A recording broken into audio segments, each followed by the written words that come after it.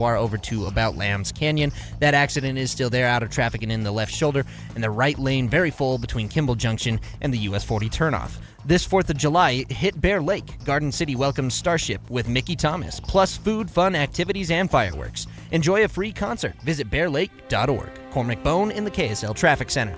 Mostly sunny skies today, a high of 93 degrees, and similar tomorrow. Right now, it's 73 degrees in Salt Lake City. KSL FM Midvale. KSL Salt Lake City. From the KSL Common Spirit Health Studios, this is KSL News Radio. Utah's news, traffic, and weather station. 9 o'clock at KSL News Radio. I'm Andy Farnsworth. KSL's top story this hour. We're now just days away from seeing Utah's new cell phone ban in schools take effect, and new research could be giving us a preview of what's to come. The law set to take effect on July 1st was heavily supported by Utah Governor Spencer Cox. There was only one place where we were a little bit behind the rest of the country, and that was on bell to bell. Though not everyone was on board with it, and that's been the case in other states where cell phone bans have been passed. The National Bureau of Economic Research just released a study showing the bans have mixed effects. Researchers found cell phone use dropped dramatically in class, but disciplinary incidents also rose right after the bans were enacted. The Park City Council is revising its previous plan to boost elected officials' salaries by more than 100% and now is looking at an 18% bump. The original move to double council members and mayor salaries was approved last month, but lots of criticism and concern from residents led them to revisit the raises. Our top national story this hour from ABC News. ABC News has learned of a foiled plot to attack the UFC matches over the weekend. Sources tell ABC News the alleged plot involved using drones equipped with explosives. FBI Director Kash Patel, in a statement released to ABC News, said, on June 10th, FBI and our law enforcement partners became aware of a potential threat to the UFC 250 event in Washington, D.C., involving individuals outside the national capital region. The investigation so far involves individuals in Ohio, Missouri, California, and Nebraska. ABC News Chief Justice Correspondent Pierre Thomas reporting. Your money at this moment, the Dow is up 344 points to 52,015. The NASDAQ, though, down 95 points today to 26,589. Coming up, 90 degrees today and tomorrow. It's going to be warm. KSL weather's next. KSL News Time, 9:02. A reminder about the simplest way to get updated for your day. Hit your KSL preset when you jump in the car, and we'll take care of the rest. Hear key news updates and traffic reports. Andy and Amanda from 5 to 9 in your car. KSL News Radio at 102.7 FM. My doctor told me my cholesterol is borderline, so I took control with Garlic Healthy Cholesterol Formula. Garlic helps maintain healthy cholesterol safely and naturally. It's odor and taste-free, and Garlic is a world leader in garlic potency. I'm taking charge of my cholesterol with Garlic Healthy Cholesterol Formula, cholesterol's natural enemy. These statements have not been evaluated by the FDA. This product is not intended to diagnose, treat, cure, or prevent any disease. The term natural references only the garlic in the product. Use as directed. This is the story of the one. As a maintenance engineer at a beverage manufacturing plant, he starts his day knowing every line is ready to run because Grainger delivers the industrial-grade products he needs to keep mixers, conveyors, and packaging equipment moving. With Grainger's vast selection of bearings, belts, and motors, he keeps operations running smoothly, so nothing grinds to a halt. Call 1-800-GRAINGER, click Grainger.com, or just stop by. Grainger, for the ones who get it done. A family office is a team built to handle the three biggest financial responsibilities a family faces: wealth management, tax strategy, and estate planning. Most firms only manage your investments and refer the rest out, hoping everyone stays aligned. At Trajan, we built something different. Your wealth, tax planning, and estate planning are handled together inside one firm under one roof. There's no guessing whether your CPA, advisor, and estate attorney are truly in sync, because our team works together every day on your behalf. When your financial life becomes more complex, your advice should become more coordinated, not more fragmented. One plan, one trusted team. Call Trajan today, 855-TRAJAN-1. That's 855-TRAJAN-1. Trajan Wealth, an SEC-registered investment advisor. Additional services through Trajan Estate and Trajan Tax. Additional disclosures and accreditation at TrajanWealth.com. Cars for Kids. K-A-R-S, Cars for Kids. 1-877 Cars for Kids. Donate your car today. 1-877 Cars for Kids. K-A-R-S, Cars for Kids. 1-877 Cars for Kids. Donate your car today. Ready to get rid of that old car? Donate it to Cars for Kids. Call 877 Cars for Kids to speak to a friendly live agent. Donation is super easy, and your car can be picked up as soon as tomorrow. Go to carsforkids.org now or call 877 Cars for Kids to donate your car today. 1-877 Cars for Kids. K-A-R-S, Cars for Kids. 1-877 Cars for Kids. Donate your car today. Did you know you can donate real estate too? Go to carsforkids.org. That's cars with a K. Traffic and weather together brought to you by UCCU. You deserve to love where you bank. Here's Cormac Bone. We do still have this crash northbound I-15 just after Timpanogos Highway, and they are still blocking that left lane and shoulder. And there's some light delays behind them, but otherwise it's really clearing up as you try to get into Salt Lake. It is still slow at Bangerter Highway and the South Interchange, and southbound I-15 actually heavier right now at the South Interchange from about 5300 South down into Midvale. There was a crash on the southbound side there. That's quickly cleared off the road, so no longer causing those delays. Northbound I-15 also slow approaching 13th South. And eastbound I-80, that crash is still there just before you get into Lambs Canyon, and that's out of traffic and in the left shoulder, and some light delays there. Now's the time to apply IFA's Step 3 Spring and Summer Fertilizer for a beautiful green lawn all summer. IFA Country Stores, helping to grow the things you love. Cormac Bone in the KSL Traffic Center. KSL weather forecast. It's a warm summer week. We got highs in the 90s today and tomorrow. It'll dip just below that on Thursday and then jumps to the high 90s on Friday. Increasing fire danger across the strait as it'll be a little bit breezy as well. Right now, 73 degrees in Salt Lake City. I'm Andy Farnsworth from the KSL Common Spirit Health Studios. Listen online at kslnewsradio.com. We're Utah's news, traffic, and weather station. The all-new Inside Sources. Your inside access to the people and policies shaping Utah's future. Here are Greg Skordas and Holly Richardson on KSL News Radio. Well, you know, you're in the throes of the political season when you have an issue like this, but there is, in a now deleted post on X, candidate Carrie-Ann Lisenby, who is one of the Republican the Republican challenger for opponent Blake Moore in next week's primary, has accused him of insider trading with an attached ad that mentions the same thing. So, look, it's what she wrote on the ad, on the caption was, "I came from nothing, built my American dream with hard work. I will not watch politicians like Blake Moore spend away our children's and grandchildren's future while making millions from insider trading." So, of course, he responded and said, that is outright defamation. Yeah, so what I thought that at one point she was talking about just congressional representatives in general, but she did name him. She did mention him by name. Yeah. And said politicians like Blake Moore spend away our children's future while making millions insider trading. So, yeah, he was quite upset about it. She's now taken the ad down. She's actually left the ad, but she took that one post down, but the ad still remains. She hasn't changed the ad. She just said that she took it down because the language was misleading or confusing. Let me look. She said confusing. So this is one of the things that I anticipate every time, but it's still frustrating, right, that you get towards the end of a campaign season and you just see all of these things come out, right? So we know in different races, for example, in the Stuart Adams race, there's a whole bunch of AI-related ads, not related to using our artificial intelligence, but using AI to create fake images. I mean, this is a false accusation, says Blake Moore.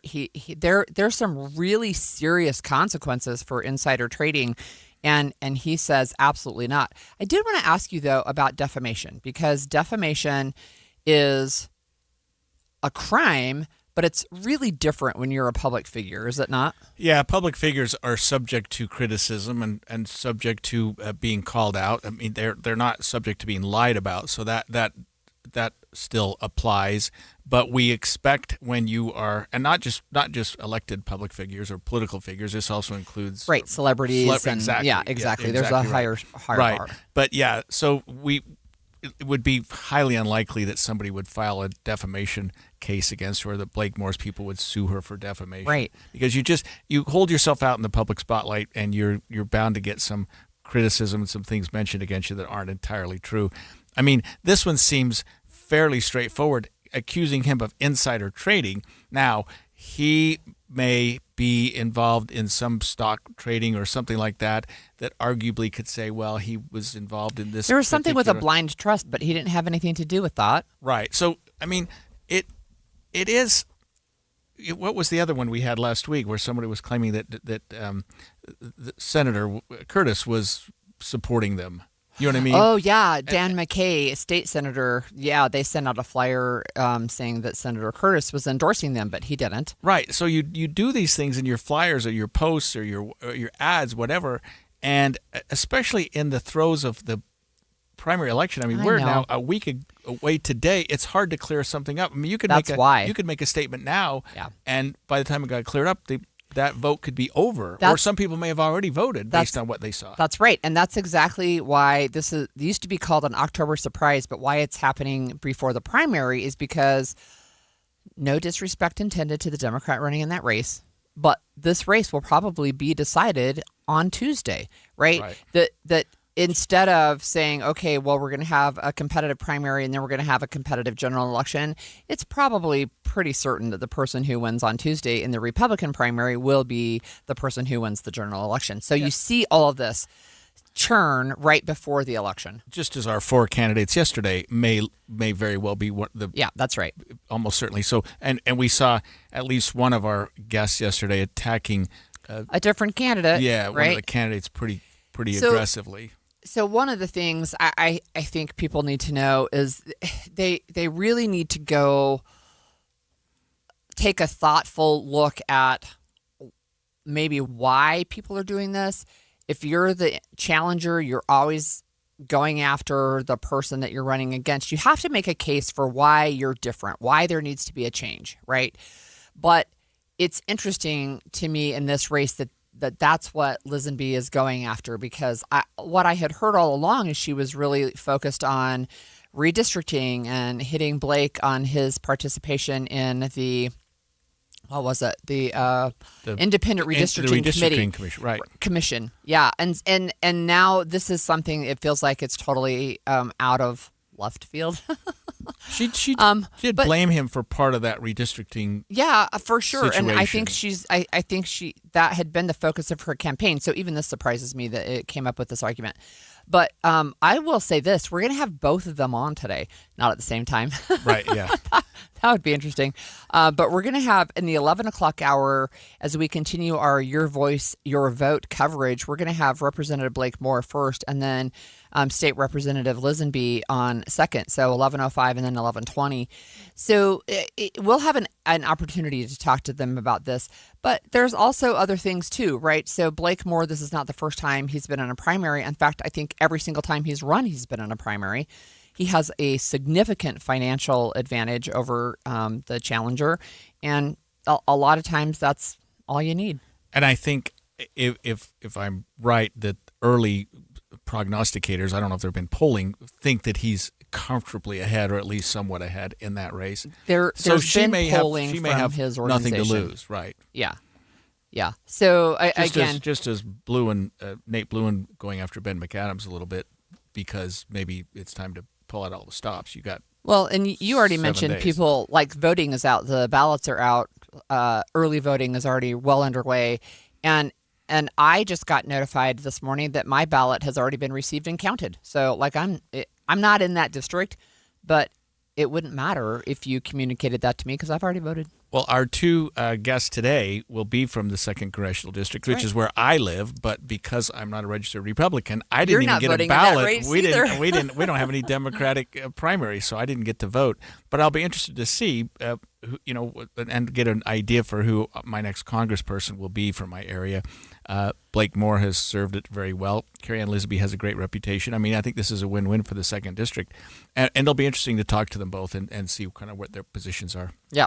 All right. So we're going to switch to D.C. The FBI says they thwarted an alleged drone attack plan on the White House UFC match over the weekend. We're going to talk about that next.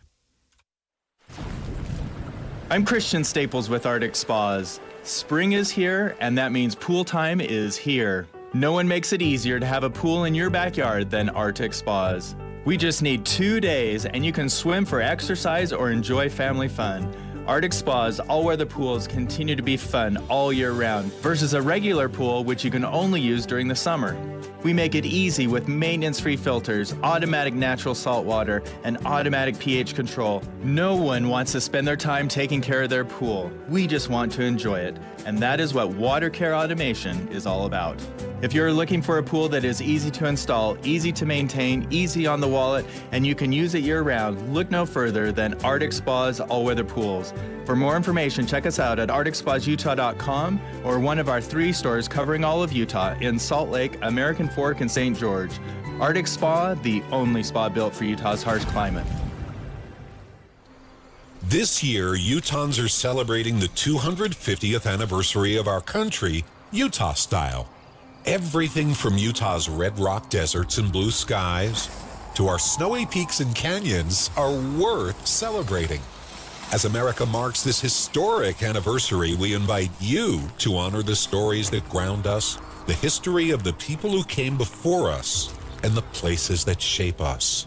Celebrating with Utah style means looking out for your neighbors, sharing a meal, working hard, dreaming, innovating, and finding connections with the people who make Utah, Utah. It's our land, our communities. It's our way of showing up for something bigger than ourselves. So raise a glass or a dirty soda and join us in celebrating our place in the American story. Find ways to celebrate and commemorate with your community this summer at america250.utah.gov. Hey Utah, Jimmer Fredette here. You remember Jimmermania? When the building got loud, the tempo sped up, and you could feel something special was about to happen? That's the same kind of energy you get behind the wheel at BMW of Pleasant Grove. Quick acceleration, sharp handling, total control. Whether you're hitting I-15 for work, making the school run, or heading out for the weekend. Because great driving is like great basketball. Quick decisions, smooth moves, and confidence when it matters. And if you know my game, you know that I love the three-pointer. Catch it, rise up, let it fly. In a BMW, it's the same feeling. Smooth, precise, and dialed in. Like you're pulling from deep, and you know it's money the second it leaves your hand.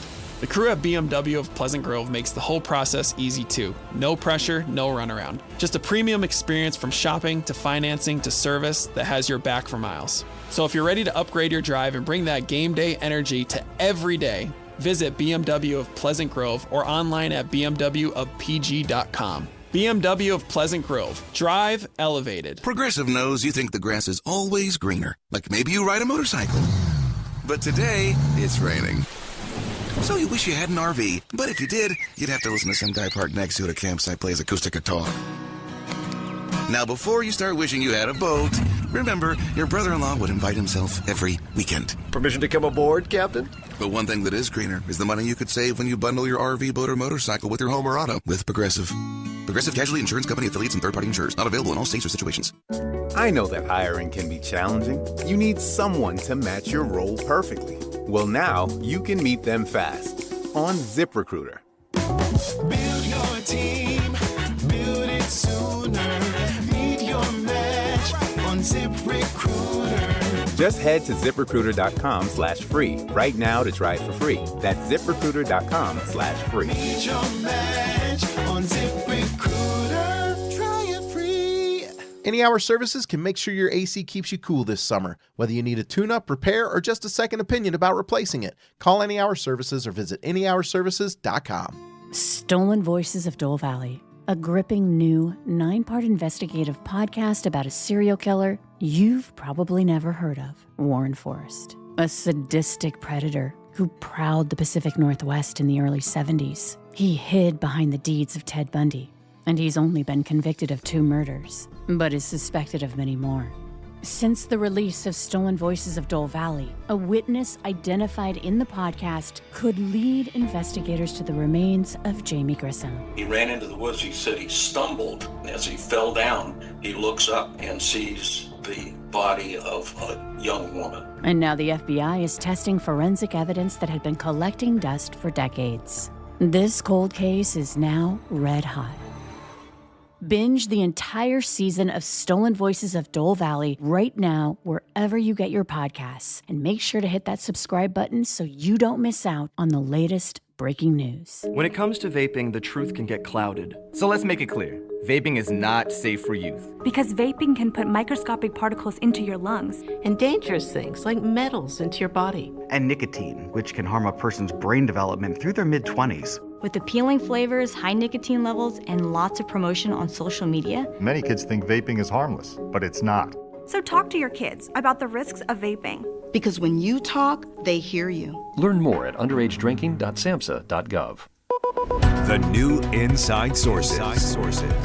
Well, I guess this is to be expected, but the FBI is reporting that they foiled a potential drone attack at the UFC event at the White House lawn over the weekend. If you recall, the UFC had set up this big stadium holding some 4,500 people. It was also the president's 80th birthday. They had this big UFC fight on the lawn, and you would expect that the security for that had to be super amazing. tight. You weren't going to get a drone anywhere near there, but apparently somebody tried and they were stopped. Well, they heard about it at least. So ABC News Chief Justice Correspondent Pierre Thomas has the details. Sources telling ABC News that on Monday, 5 people were detained in connection with the alleged plot, with as many as 23 people allegedly involved. According to sources, suspects allegedly plan to use explosive-laden drones, which would be designed to hit buildings to spur a mass evacuation. So, look, drones have changed warfare. I think that's clear. I think one of the things I'm glad to know is that when they start to hear chatter that's concerning, they really take it seriously now. And if you've got, what, they said 23 people? Well, now, I mean, that's a lot. I mean, somebody talked to If you're having a chat with 23 people, somebody's going to be looked at or watched or reported or do something. Sure. I mean, they're just not going to get anywhere. It was interesting. President Trump was asked about the foiled plot during a meeting with the head of the United Arab Emirates at the G7 summit. I haven't heard about it, no. But I watched, the attack that I watched were the fighters. And he saw it too, by the way. He was sitting back home in his beautiful palace and he was watching that. And they were as good a fights as I've ever seen, right? So the president didn't know. In fact, it sounds like the first he heard of it was from a journalist. Yeah, well, just as well. I mean, there's nothing that would have caused consternation. You recall it that, was it the banquet with the media that went? Oh, yeah. The White House Correspondents' Dinner. Stormed it, and it really upset everyone. It put it all on hold. This would have done the same thing had they got any further than just chat. But there was no way anybody was going to get anywhere near the president for that event. Although it was a I can't imagine the security mess that had to be for the FBI. How difficult that would have been. One of the things that we heard, before the event is that there were going to be at least seven federal agencies involved, $60 million that supposedly the UFC is footing, which is one of the reasons they're like, we're never doing that again. Yeah. Joe Rogan, a podcaster who provided color commentary at the event Sunday, called the decision to hold it outside odd and the event a, quote, security nightmare and, quote, kind of a gimmick. So, I mean, I think a lot of people, it was a cool thing to do, but let's not do it again. And I think that was the ending take on that whole thing. So I'm looking at an Associated Press article about this potential threat. It sounds like 5 people who were arrested came from different states, including Ohio, Missouri, and California. The FBI learned about the possible threat on June 10th, which was 4 days before the event took place. They were able to basically stop it before it started, right? And like we just found out, the president had not been briefed on the thwarted plot, but FBI Director Kash Patel put it out on Twitter this morning that they stopped that. They stopped it. Right. And ABC News Chief Correspondent Pierre Thomas said that FBI Director Kash Patel said this was part of what he said was a nationwide operation. FBI Director Kash Patel, in a statement released to ABC News, said, on June 10th, FBI and our law enforcement partners became aware of a potential threat to the UFC 250 event in Washington, D.C., involving individuals outside the national capital region. The investigation so far involves individuals in Ohio, Missouri, California, and Nebraska. I wonder how far this got, if it was more than just a chat or something like, you know what I mean? Like, I know, right? And it's just, you and I have this question all the time. At what point does a threat go from quote unquote just talk to something that has to be taken seriously? Right? Because we even know that the accused Charlie Kirk shooter, that he had told people that he was gaming with, that there was some stuff that was going to go down, and like there was, you just don't know, right? You just don't know. And that's what I'm saying. I'm really glad that they took this seriously. They were able to disrupt the plot before it ever happened. Yeah, and I don't know, this whole thing, it was a kind of a goofy idea. Let's face it, to have this big fight on the White House lawn. It was the president's birthday, and I guess it's his party. He can do what he wants. But it was very expensive. It tore up the lawn. They're probably cleaning it up. And then it presents this security issue that has to I would just say it's a security nightmare. Right, like you said, a security nightmare. So the people that came into the event, I'm sure, went through metal detectors, X-ray machines, whatever. Right. But then you have to monitor the skies. Yeah, then you got to monitor the skies. They were probably, but I mean, I don't know, people have drones. They can get into just about anything, but you're not going to get very close to that event. Yeah. I mean, a drone within a mile of that place would have been knocked out of the air. One of the things with drones is that, as we've talked about it, right, is they can literally fly under the radar. They can be small enough that they can go almost undetected. So it had to be, to me, it had to be some kind of a chatter that people were, tuned into online.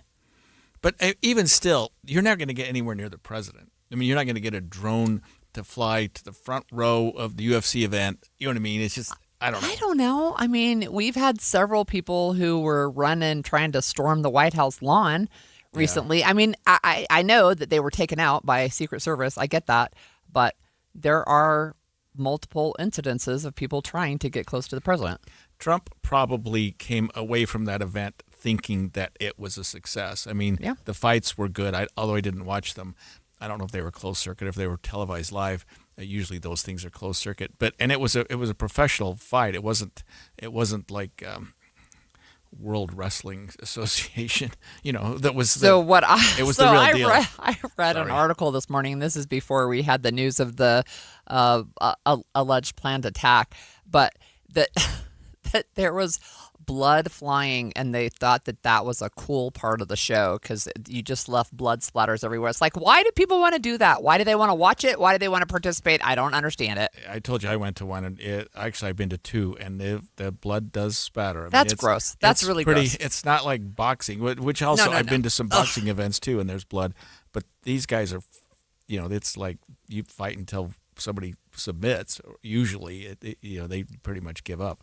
It's not like boxing where you get knocked out and they say, okay, you're down for 10 seconds, it's over. Sometimes in these events, you tap out. You say, okay, I'm done. I would tap out before I stepped into the ring. So, look, this was actually interesting. This one is from Fox News, which I don't turn to very often, but they had a former FBI assistant director say that the multi-wave drone plot was one of his greatest fears as the FBI director, right? To just have a series of drones flying in. And I can understand that. That does sound really scary. Well, and that could have happened had you had a very, very concerted effort with dozens and dozens and dozens of people and just a wave of drones that you're not going to be able to control. But that would have required probably 40 or 50 people with, I don't know. And even then, I don't know what capacity drones have to bring bombs into an event. Have you not seen Ukraine? Yeah, no, those are drones that are big. No, they're not that big. Some of them are not that big. Some of them are bigger, but some of them are quite small. And you can drop weapons that can cause significant damage. You're not going to drop a nuke with a small drone, but you can definitely inflict some harm. Well, I guess if they can drop off packages from Walmart and Amazon, or eventually they must be able to carry a significant load. But maybe 40 or 50 pound weapon could We're still all be speculating. We don't pretty even dangerous. know. Yeah, who knows? Well, enough of that. It was safe. It was a good event, and let's not do it again. Yeah, let's not do it again. When we come back, the Church of Jesus Christ of Latter-day Saints is looking for volunteers to welcome visitors for their upcoming open house that we're going to talk about. It sounds really exciting, and it's something that involves not only the temple, but the temple grounds. Yeah, that's right. So Millions of visitors expected. Yeah, when we come back, we'll talk about that. 9:30 at KSL News Radio. I'm Andy Farnsworth. KSL's top story this hour, a Republican running for Congress is accusing incumbent Blake Moore of insider trading. KSL News Radio's Alexandria Bonilla reports. Carrie Ann Lisenby accused Moore of the crime in a now-deleted X post.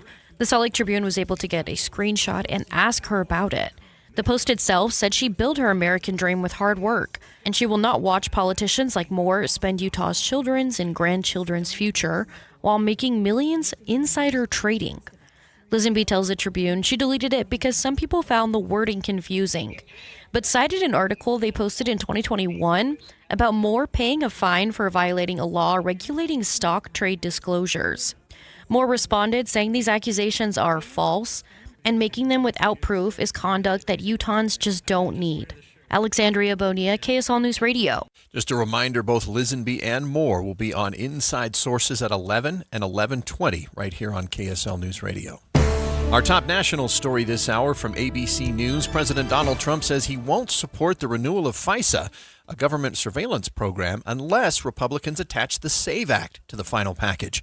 The SAVE Act, sponsored by Utah Senator Mike Lee, would require American citizens to provide proof of citizenship to register to vote and show ID at polling locations. This is not the first time the president has urged lawmakers to attach the SAVE Act to another bill. However, it has obviously never happened. Your money at this moment, the Dow up 330 points to 52,001. And the NASDAQ down about 53 points to 26,630. Coming up, 90s today, 90s tomorrow, 90s on Friday. Kind of a pattern. KSL weather's next. KSL News Time, 9:31. The sources where we get our news matters. When you listen to Utah's Morning News, we want you to feel the stories are important to you and trustworthy. This is Amanda Dixon. And I'm Andy Farnsworth. Join us weekday mornings on KSL News Radio.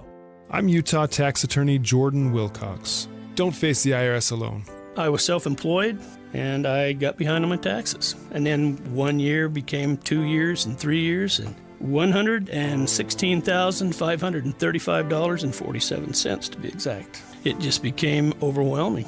Finally, I went to another tax company, and they were more interested in how good they were than helping me. I heard about Jordan and talking to the other people who'd done and been in the same situations that I was in, and their tax problems seemed just like mine.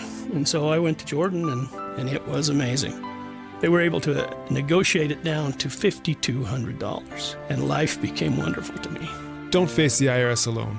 You need a tax attorney that's not afraid to fight for you. Visit endtaxworry.com to schedule your free consultation. That's endtaxworry.com. I will be forever grateful. Hi, this is Doug Wright. Dee and I had the chance at Hale Center Theater to see the opening night of not only My Fair Lady, but Harmony. Two great presentations right now on two amazing stages. I want to talk about My Fair Lady first. I've had the chance to enjoy My Fair Lady, the West End in London and New York on Broadway, and of course the iconic movie. But I have to tell you, I don't think I have ever enjoyed My Fair Lady more than watching it on the stage at Hale Center Theater. Spectacular staging, gifted performances, great music, the voices, incredible, and the costuming. You're going to love My Fair Lady. It's on now at Hale Center Theater. Then there's Harmony, the story of a 6-man German choral comedy group who gained great fame in the late 20s and early 30s,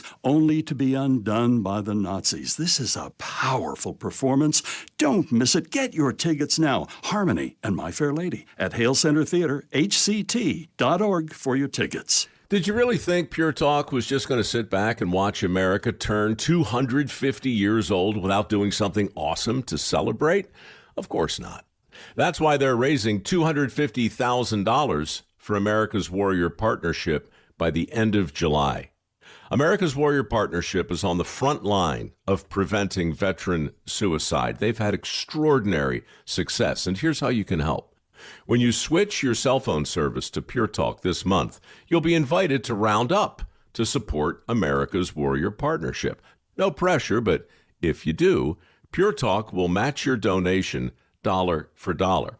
And to further celebrate 250 years of our extraordinary democratic republic, Pure Talk is offering unlimited talk, text, and data for just $34.99 a month. Dial pound 250, say Mike Rowe. That's pound 250, say Mike Rowe. And happy birthday to us. Traffic and weather together, brought to you by UCCU. Learn how to save more this summer at uccu.com. Let's check in with Cormac Bowe. We do have an accident on northbound I-15 in Linden just before Pleasant Grove Boulevard. They're out of traffic and in the right shoulder, so not adding to delays there. Where we do have some slowdowns is just after Timpanogos Highway coming up the hill to the point of the mountain. Those are residual after the crash there on northbound I-15 has cleared off the road. Otherwise, though, I-15 really not slow anywhere else. We do see delays eastbound I-80, though, and that's from the Summit and going toward Kimball Junction. I went looking for a crash, couldn't find it there, so maybe it's the residual delays from the crash that we had in the Mountain Dell area reaching their way further into the canyon. Eastbound I-80 also really heavy in that right lane from Kimball Junction to the US 40 turnoff. Give Dad the biggest hugs ever this Father's Day with a Minky Couture blanket. Save 50% with promo code KSL50 in stores and at minkycouture.com. The best blanket ever. Cormac Bowe in the KSL Traffic Center. KSL weather forecast. It's a warm summer week. Highs in the 90s today, tomorrow, and on Friday. Thursday, we dip just out of the 90s. At least the forecast says so right now. And it'll also be a little bit breezy, which increases the fire danger across the state. Right now, it's 77 degrees and partly cloudy in Salt Lake City. I'm Andy Farnsworth from the KSL Common Spirit Health Studios. Listen online at kslnewsradio.com. We're Utah's news, traffic, and weather station. The all-new Inside Sources. Your inside access to the people and policies shaping Utah's future. Here are Greg Skordas and Holly Richardson on KSL News Radio. Well, the Church of Jesus Christ of Latter-day Saints is looking for nearly 30,000 excited volunteers to welcome the world to the Salt Lake City Temple Open House that will run from April to October next year in 2027. 30,000 volunteers. It makes you wonder how many people are going to be visiting? Probably several millions, times that. Yeah. Millions. That's yeah, exciting. Several times. It's millions. So we have with us in studio Sarah Jane Weaver. She's the editor of the Deseret News and former editor of the Church News, and she's here to tell us a little bit more about volunteering. Well, isn't it exciting? Applications to be a volunteer on Temple Square for the Church of Jesus Christ of Latter-day Saints opened yesterday. Wow. And they'll remain open through July 15th. So anyone who thinks they want to be part of that opportunity, either in a paid or a volunteer role, has about 30 days to opt in and throw their hat in the ring. How do they know? How can they find out about that? Do you know? Yeah, so you can go to the church's website, churchofjesuschrist.org, and the link is also available on the Deseret News website.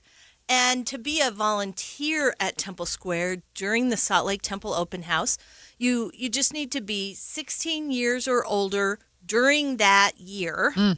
And then you need to be able to commit 8 weeks of service during the temple celebration. Now, that doesn't mean full-time.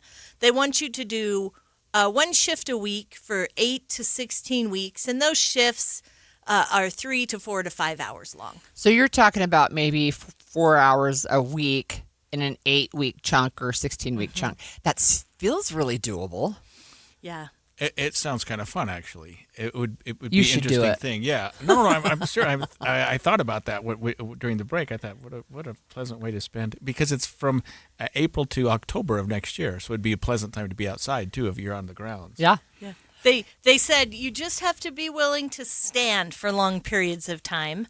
But I think it's remarkable. You know, you've got 30,000 volunteers for millions and millions of guests. But what that signals to the public, or what it should signal to the public, is that the Church of Jesus Christ is making a very, very strong effort to make sure that everyone who comes has a good experience and actually has a personal experience with someone who's a volunteer. You mentioned that there are paid and volunteer positions. Mm-hmm. Yeah, so you can, if you have a performing group, for example, and that might be a high school performing group, that might be a ward choir or another choir from any other faith tradition. As long as they're not bigger than 100 individuals, that's probably all they can accommodate. But they said anywhere from 4 to 100. Wow. You can apply and audition, and do some performances that might enhance the experience of people who come to the temple. They're also looking for volunteer artisans and museum guides and educators because they want to make sure that people who come to the square can actually get their question answered. So people who have expertise as painters or sculptors or illustrators or glass blowers, and they want to make sure that the Church History Museum has guides and educators. So I think that's really interesting. And then they have paid opportunities. Those are people who are professional individual performers, or who are professional, they're calling them professional Temple Square guides. These are people who can be there full-time for the whole extent. And I noticed something kind of interesting. They said anyone who has recently returned from a mission for the Church of Jesus Christ of Latter-day Saints. So these would be the full-time missionaries that are probably served somewhere between 18 years old and 22-year-olds. Oh, yeah. If they have been back less than 3 years at the time of this open house, they might qualify to be a professional Temple Square guide. Wow. So you gave us several categories, including the museum. What are other categories that volunteers will help with? Are they just like greeters? What does it look like if you're going to sign up to be a volunteer? Well, they want to make sure that no one feels lost or confused or doesn't know what's going on, and that everyone who is in the vicinity of Temple Square actually knows how to answer questions, both about the temple, about the Church of Jesus Christ of Latter-day Saints, and hopefully also about Salt Lake City. Now, this is going to take some extensive moving of great groups of people. So there'll probably be a remote parking lot where volunteers would need to go and get people on shuttle buses. Someone might have to greet that shuttle bus. Someone might physically take people through the tours of the temple, or be stationed and know how to direct people. I just think they want to have enough people that everyone has someone that they can ask a question. And I think of back in 2002 when we welcomed the world to Utah for the Olympics. Yeah. And it felt like there were volunteers everywhere who spoke multiple languages, who could just let people know what was going on and where to go. And I remember that as well, Sarah, and I'm glad you mentioned that because I've always thought after that I should have volunteered. I went to some of the events, although I didn't like the coats that the volunteers had. So hopefully the church has something a little more attractive. I was wearing one of those coats. Oh, sorry about that. You probably still have it. Anyway, maybe we'll have something a little more attractive. Look, I hope this isn't sacrilegious, Sarah, but it reminds me of like the Disney parks where they're, what do they call them? The cast members, even people who are not like the total performers, everybody plays a part. So whether it's cleaning or it's parking or it's answering questions, are these volunteers are going to be the ones who actually lead the tours to the temple as well? It's not somebody specifically assigned. So it's interesting how volunteers find a role that fits just for their specific situation. I remember being at the Newport Beach Temple open house, and a man who was a Latter-day Saint, who was a partner in a law firm, invited all of his law firm colleagues to come and tour the temple. And when they arrived, he was outside directing traffic with one of those orange flags. And they said, wow, we know how much he makes an hour. You guys must have a huge budget. Right, no, we know got his paid hourly nothing. billable rate, But that's what's so interesting about this. For the most part, we talked about paid opportunities, but for the most part, they're just inviting people to come down, do whatever is needed to make this experience wonderful. I think it's fascinating that you're looking for the church rather is looking for 30,000 volunteers, because I'll tell you what, they'll get that. They'll get 30,000 people. They'll probably maybe in the next week. They'll probably turn some people away. I am absolutely sure they will have to turn some people away. Yeah, that's exciting. So we're almost out of time, but why the short application time period so far in advance? I'm sure there needs to be training. Yep. You know, the temple is the Temple Open House Committee is very, very organized. They've already they've already announced when reservations for anyone who wants to tour the temple will open, and those will be available on September 1st. So if you want to go through the temple as a guest, you can start and make your reservation 6 months before those tours start. They've also opened the visitor center on Temple Square, which will give people kind of a glimpse of this bigger experience. They've launched a navigation app, which you can get online. It's called the Temple Square app. They have all kinds of new visitor experiences where people can come to the grounds and see Christ-centered statues and artwork, because they want to send the message that members of the Church of Jesus Christ worship the Savior. And they've worked with the city to close the roads and agreed to pay $2.3 million to the city in order to do so that not only the people who come get a good spiritual faith-based experience, but also a safe one. Yeah. All right. Thanks Wonderful. so much. Thanks so much. Sarah Weaver, editor of the Deseret News. Look, when we come back, you've heard of Surfing USA? You could soon be surfing in Draper. Well, there We're you going to talk about that. Hey, yesterday I had an interesting experience. I wore a suit that I haven't worn in 5 years. And the reason I haven't worn it in 5 years is because I couldn't get the pants buttoned up. It was a little bit too tight. Anyway, thanks to Soda Diet Nutrition, I lost almost 30 pounds and was able to put that suit on. Went to court yesterday and felt pretty good in it, and I think I'm going to start wearing it again. I've got other clothes and suits that I've kind of put away a little bit. I even moved some of my belt buckle loops and some of the buttons in some of my suits. It all worked out, and it was all thanks to Sota Diet Nutrition. I hooked up with them. It's now been about 2 months, lost almost 30 pounds. I'm down to the weight I want to be. I'm sort of in their maintenance part right now. I didn't want to take pills or do any injections. It was all based on diet, and it was all based on food that you could just buy at the grocery store. So it worked for me, and I would say that it'll work for you too. Sota Diet Nutrition. Join us for a short time to have results that last a lifetime. There's nothing like getting outside, moving, and enjoying time with friends. Utah offers endless ways to get outdoors and stay active. Pickleball, hiking, biking, and more. Staying healthy is fun if you do it safely. Intermountain Health recommends taking time to stretch, warm up, stay hydrated, and pace yourself. These small steps keep activities safe and enjoyable for everyone. Because when you make health and safety part of every activity, you're taking care of what matters most: your life, your health.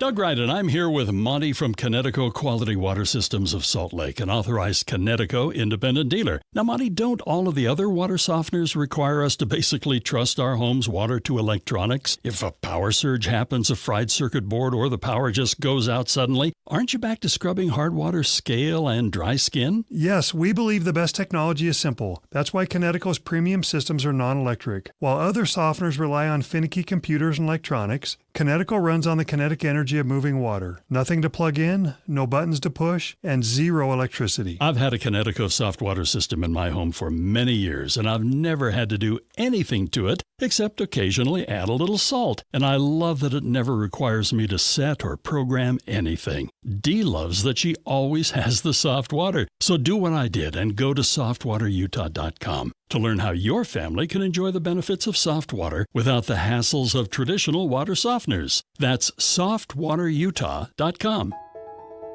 Summer has a way of bringing life's biggest moments back around. The first date, the wedding day, the promise that started it all. Duke's Jewelers knows jewelry is more than a gift. It's a reminder of the people and memories that matter most. This anniversary season, celebrate your story with something meaningful. From timeless diamond bands to custom pieces designed just for them, the Duke's Jewelers team is here to help you find a gift they'll treasure for years to come.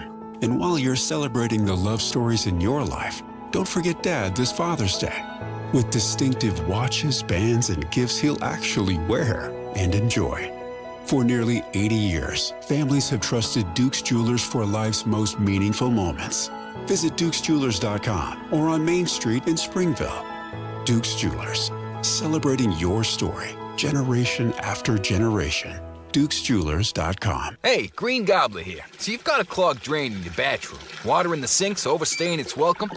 You're spitting today's toothpaste on top of yesterday's toothpaste. You hope that it go away. Yeah, clogs don't just go away. I make them go away. I'm Green Gobbler, the only clog dissolver you need. I'm bleach-free, safe for your pipes, and I work. Guaranteed or your money back. Because I never met a clog that was gonna unclog itself. Green Gobbler. Let the gobbler get it. Get in the zone, AutoZone. John always listens to his truck. So when his brakes start talking, he goes to AutoZone, where a helpful AutoZoner gets him the right parts. If John has time to put them in, he borrows a kit with Loan-A-Tool. And if he doesn't, he gets a free shop referral. No hassles, just help. Everything you need, nothing you don't. Get in the zone, AutoZone. Deposit required for Loan-A-Tool. Restrictions apply. Help maintain fun at Lagoon. Now hiring full-time year-round ride maintenance technicians and HVAC technicians. Apply at lagoonpark.com/jobs. Must be 18 or older. Inside Sources.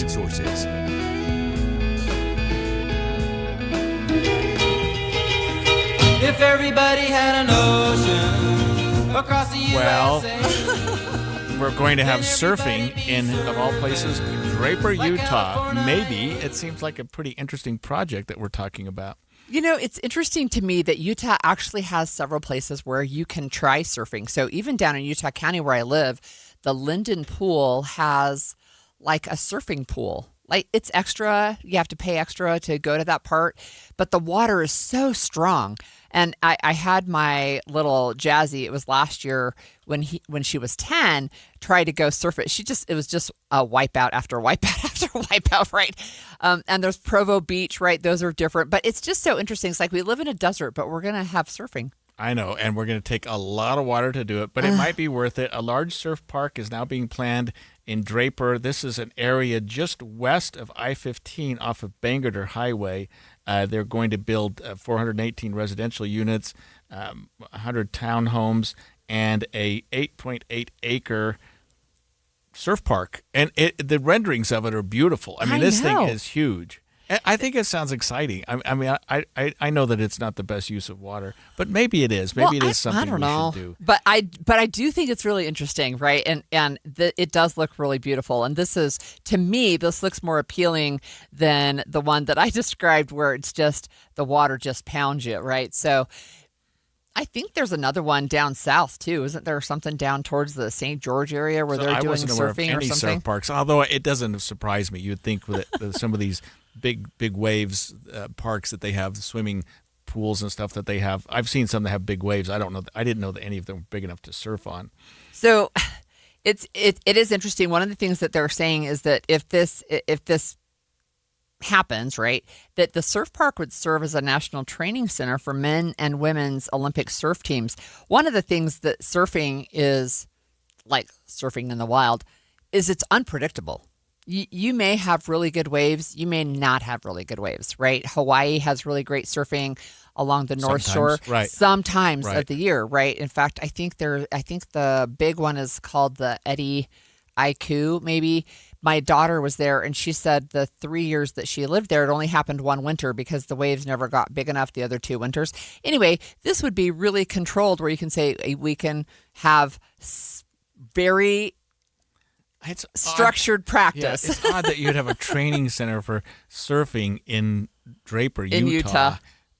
But I mean, this thing looks mammoth. I mean, 8.8 acres just for the surf park. That's a big facility, and it would have to be. It would have to be because you've got to get enough waves, and you've got to get people after they ride the wave some landing area. You can't just run into the wall at the end of the day. That's right. So 28 million gallons per year.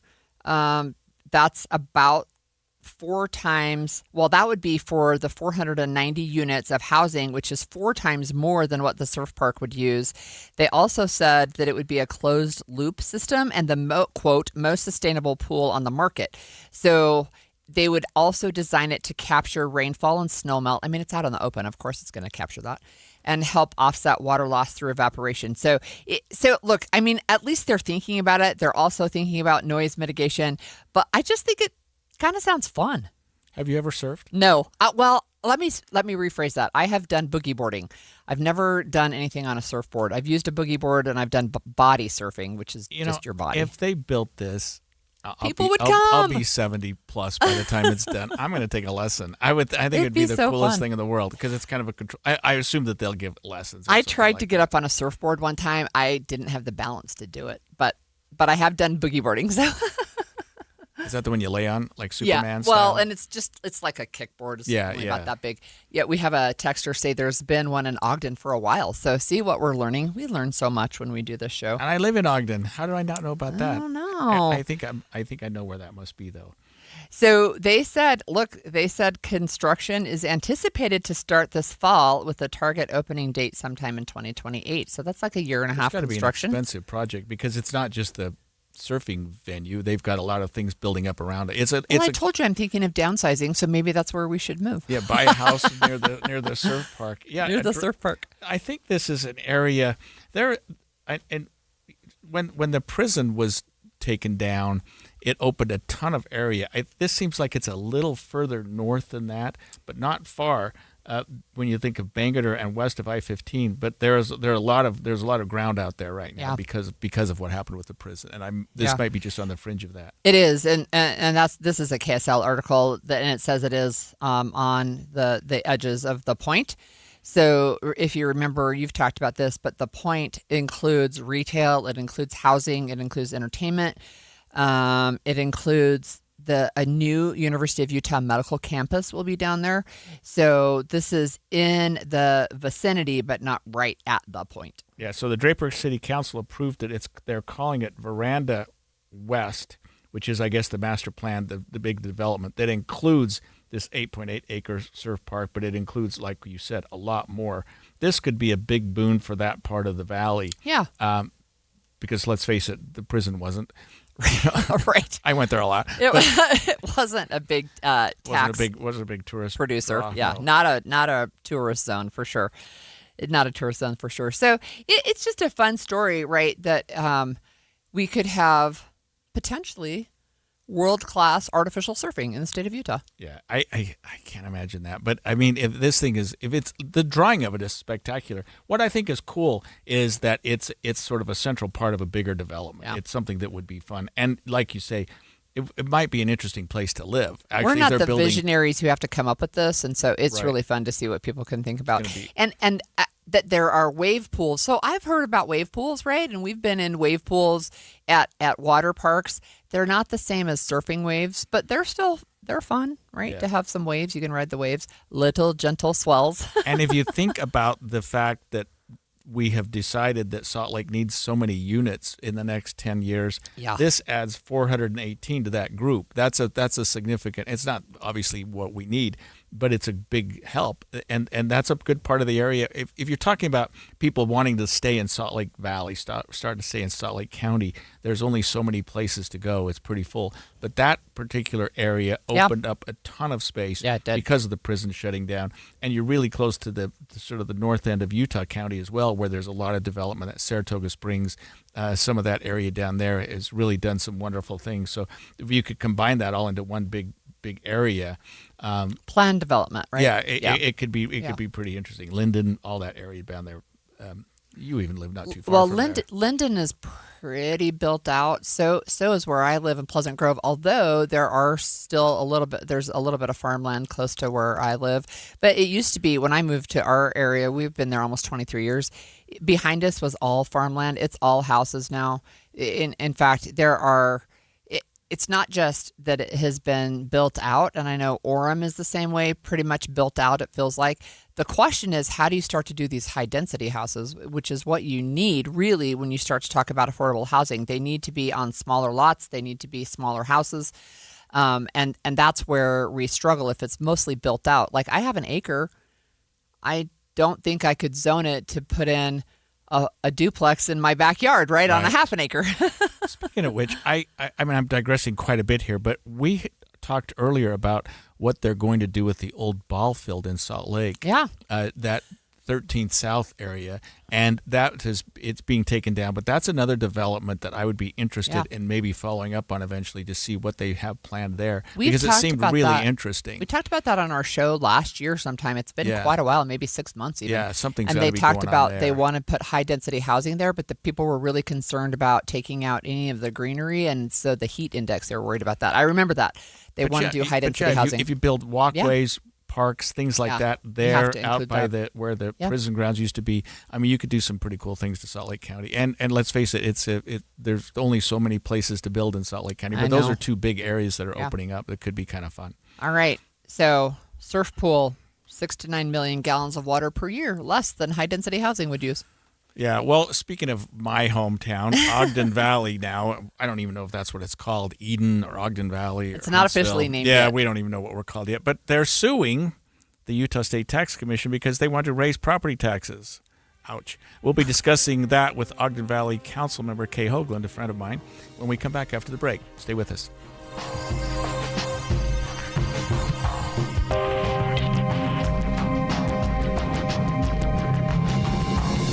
KSL FM Midvale. KSL Salt Lake City. From the KSL Common Spirit Health Studios, this is KSL News Radio. Utah's news, traffic, and weather station. 10 o'clock at KSL News Radio. I'm Andy Farnsworth. KSL's top story this hour. Cleanup continues this morning in Carbon County after a tanker truck spilled gallons of crude oil. It happened last night on Highway 191 in Indian Canyon. That's just northeast of Helper and Price. Hazmat crews were able to stop it less than a half mile from the crash site, avoiding drinking water supply and the Price River. Expect delays in that area. Our top national story this hour from ABC News. The FBI says they stopped a group of people planning to attack the UFC fight on the White House lawn using drones carrying explosives. 5 people have been arrested, and investigators say nearly 24 others might have been involved in the planning stages. The NBA store on Fifth Avenue in Manhattan's become one of the busiest stores in New York City. New York Knicks fans have been lining up for hours to purchase championship merchandise now that the team won the NBA Finals. I'm hoping New York is still here next week because it's a lot of excitement. Many of the fans say they plan on wearing their new gear to the Knicks Victory Ticker Tape Parade. That'll happen on Thursday. Your money at this moment, the Dow up 330 points to 52,001. All the other indexes are in the negative so far. Coming up, we're going to be in the 90s for the next several days. KSL weather's next. KSL News Time, 10:01. Mornings are for recharging. And they're for starting your day right. We volunteer to join you in the car. Get news and weather at 102.7 FM during the most important part of your day. Andy and Amanda, each morning between 5 and 9 on KSL News Radio. Man, I love this place. I've been surfing here since I was a kid. Now, seeing my grandson out on the water, it means everything to me. Watching him and taking in the blue waves, the sea breeze, the blurry horizon. If you have geographic atrophy, or GA, subtle changes in vision could mean it's progressing toward irreversible vision loss. Izervay is proven to slow GA progression and could help preserve your vision for longer, so you may keep seeing the world around you. Izervay, or avacincaptad pegol, is an eye injection. Don't take it if you have an infection or active swelling in or around your eye. Izervay can cause eye infection, retinal detachment, or increased risk of wet AMD. Izervay may cause blood in the white of the eye, blurred vision, or a temporary increase in eye pressure. Do not drive or use machinery until vision has recovered after an eye injection or exam. Ask your retina specialist how you can slow your GA with Izervay. To learn more, call 1-855-IZERVAY or go to izervay.com. Paid for by Astellas Pharma. 17 years ago, right here in Utah, a mother set out to create something simple, comfort for her family. That single act of love became Minky Couture. Today, Minky is woven into the lives of families across our state, bringing warmth, connection, and comfort to every generation. As America celebrates 250 years of independence, Minky Couture honors that spirit with a limited edition flag blanket, an heirloom designed to celebrate family, comfort, and home. Celebrate with Minky Couture, online or in store, and be part of something beautifully American. This year, Utahns are celebrating the 250th anniversary of our country, Utah style, because everything from Utah's red rock deserts to our snowy peaks are worth celebrating. It's our land, our communities. Join us in celebrating our country with Utah style. Join the statewide celebration. Get involved at america250.utah.gov. Brought to you by America First Credit Union. The Management Minute is a service of the MBA program in the John M. Huntsman School of Business at Utah State University. I'm Professor Scott Hammond. There are about 4,000 books a year published about leadership. 99% of them are written by self-proclaimed experts who see leadership as a fire that burns within. They assume that leadership is located in us, in the head and in the heart. Well, they're wrong. Leadership, like love, is a co-creation. It requires a relationship. It is found in the space between people. It is a series of behaviors, not traits of an individual. Leaders don't fly solo. They need a co-pilot and a crew. They need to collaborate. Learn more about leadership in an MBA from Utah State University. Go to utahstatemba.com. That's utahstatemba.com. I'm Scott Hammond. Hope to see you in one of our classes. Traffic and weather together brought to you by UCCU. Auto loan rates as low as 4.74% APR. Let's check in the traffic center with Cormac Bone. No delays on I-15 between Ogden and Provo. We did have that crash northbound I-15 in Linden just before Pleasant Grove Boulevard. That quickly cleared off the road, and so again, problem-free drive on I-15. Eastbound I-80, those delays also starting to thin out. It is still just a little slow in that right lane as you approach US 40.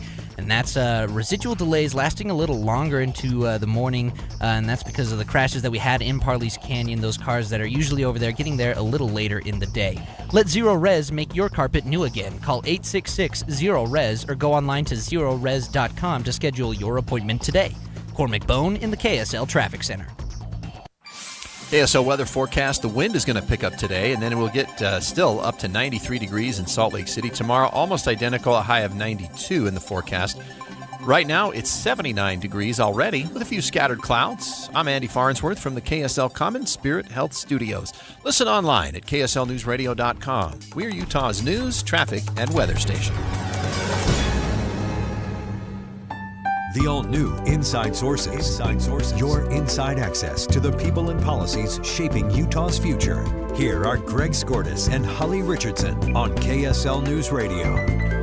You might recall, Holly, that my neck of the woods where I live up in Eden, the towns up there, Eden, Huntsville, and Liberty, voted last year to incorporate that area into a city. And I think now it's maybe called Ogden Valley City, or I don't know that it has a permanent name right now.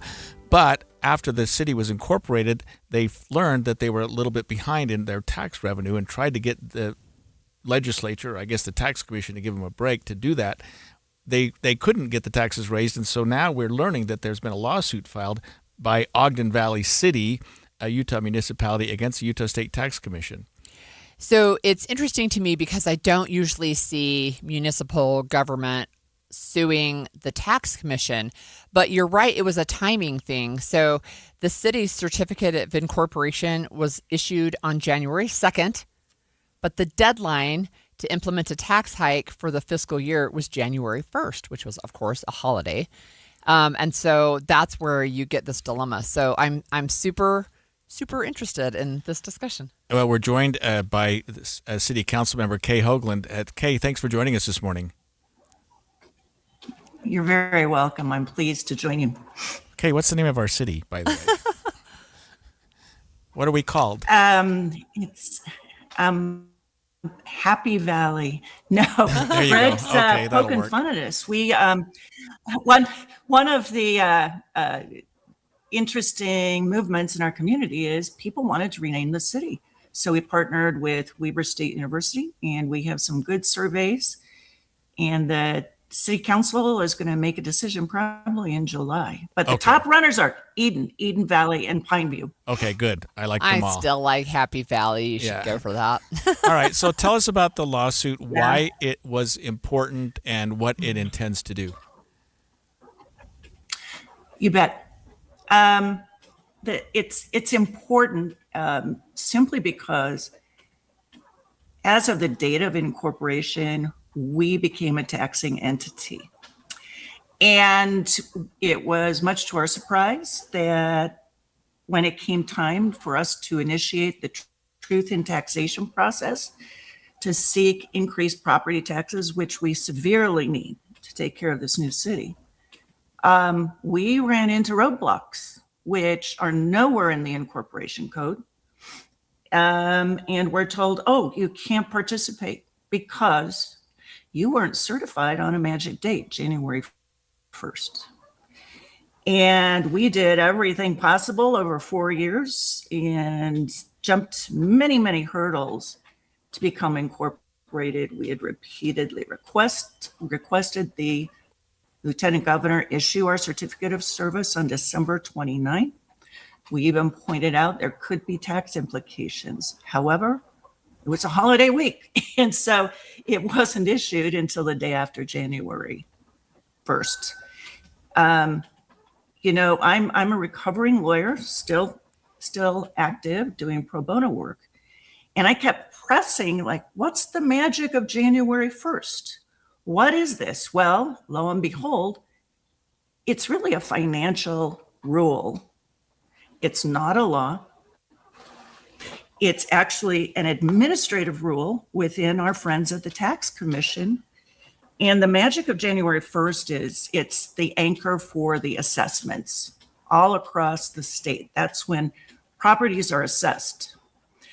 And so our legal theory, which I think is very sound, is we have a right under the statute to impose property taxes. And this measurement date is just that. It's just a measurement date. It doesn't override our legal right as a city to get the taxes we need to take care of our roads, remove the snow when we do have snow, and do a bunch of other municipal services that we've fought to provide for Ogden Valley. So go ahead, Holly. Well, my question is, it just seems to me that if this is a rule, why is there not a carve out for people who don't incorporate until January 2nd? Like, it just makes sense to me that you would have a carve out for brand new entities. Exactly. And by the way, the only other entity that incorporated this year.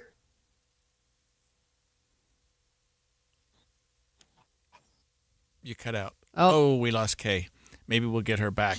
I thought that when there she is. Anyway, here I am. Sorry. It's a real loophole. And our first approach was, well, this is easy to fix.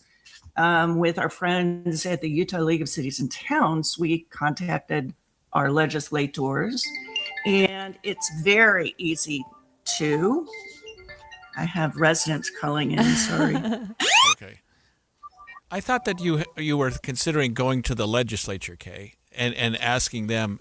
Well, I know that they're not meeting right now, but in special session to address exactly. This. Well, yeah, with our friends at the League of Cities and Towns, we approached our local legislators and even some folks down in Ogden, and they were sympathetic. But the fact of the matter is, an election year is not a great time in which to touch increased taxes or anything regarding taxes. So there wasn't a lot of appetite for that.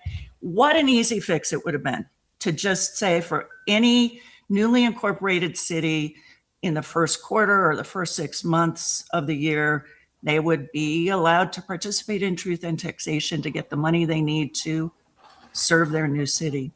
But not much appetite for that. Would have been easy, would have really plugged a hole in the whole incorporation scheme. What's really hard for us is we are all lay folks, volunteers, retirees, who worked really hard for 4 years to get this city incorporated. And following all of the incorporation code, gathering series of petitions, jumping over all the hurdles.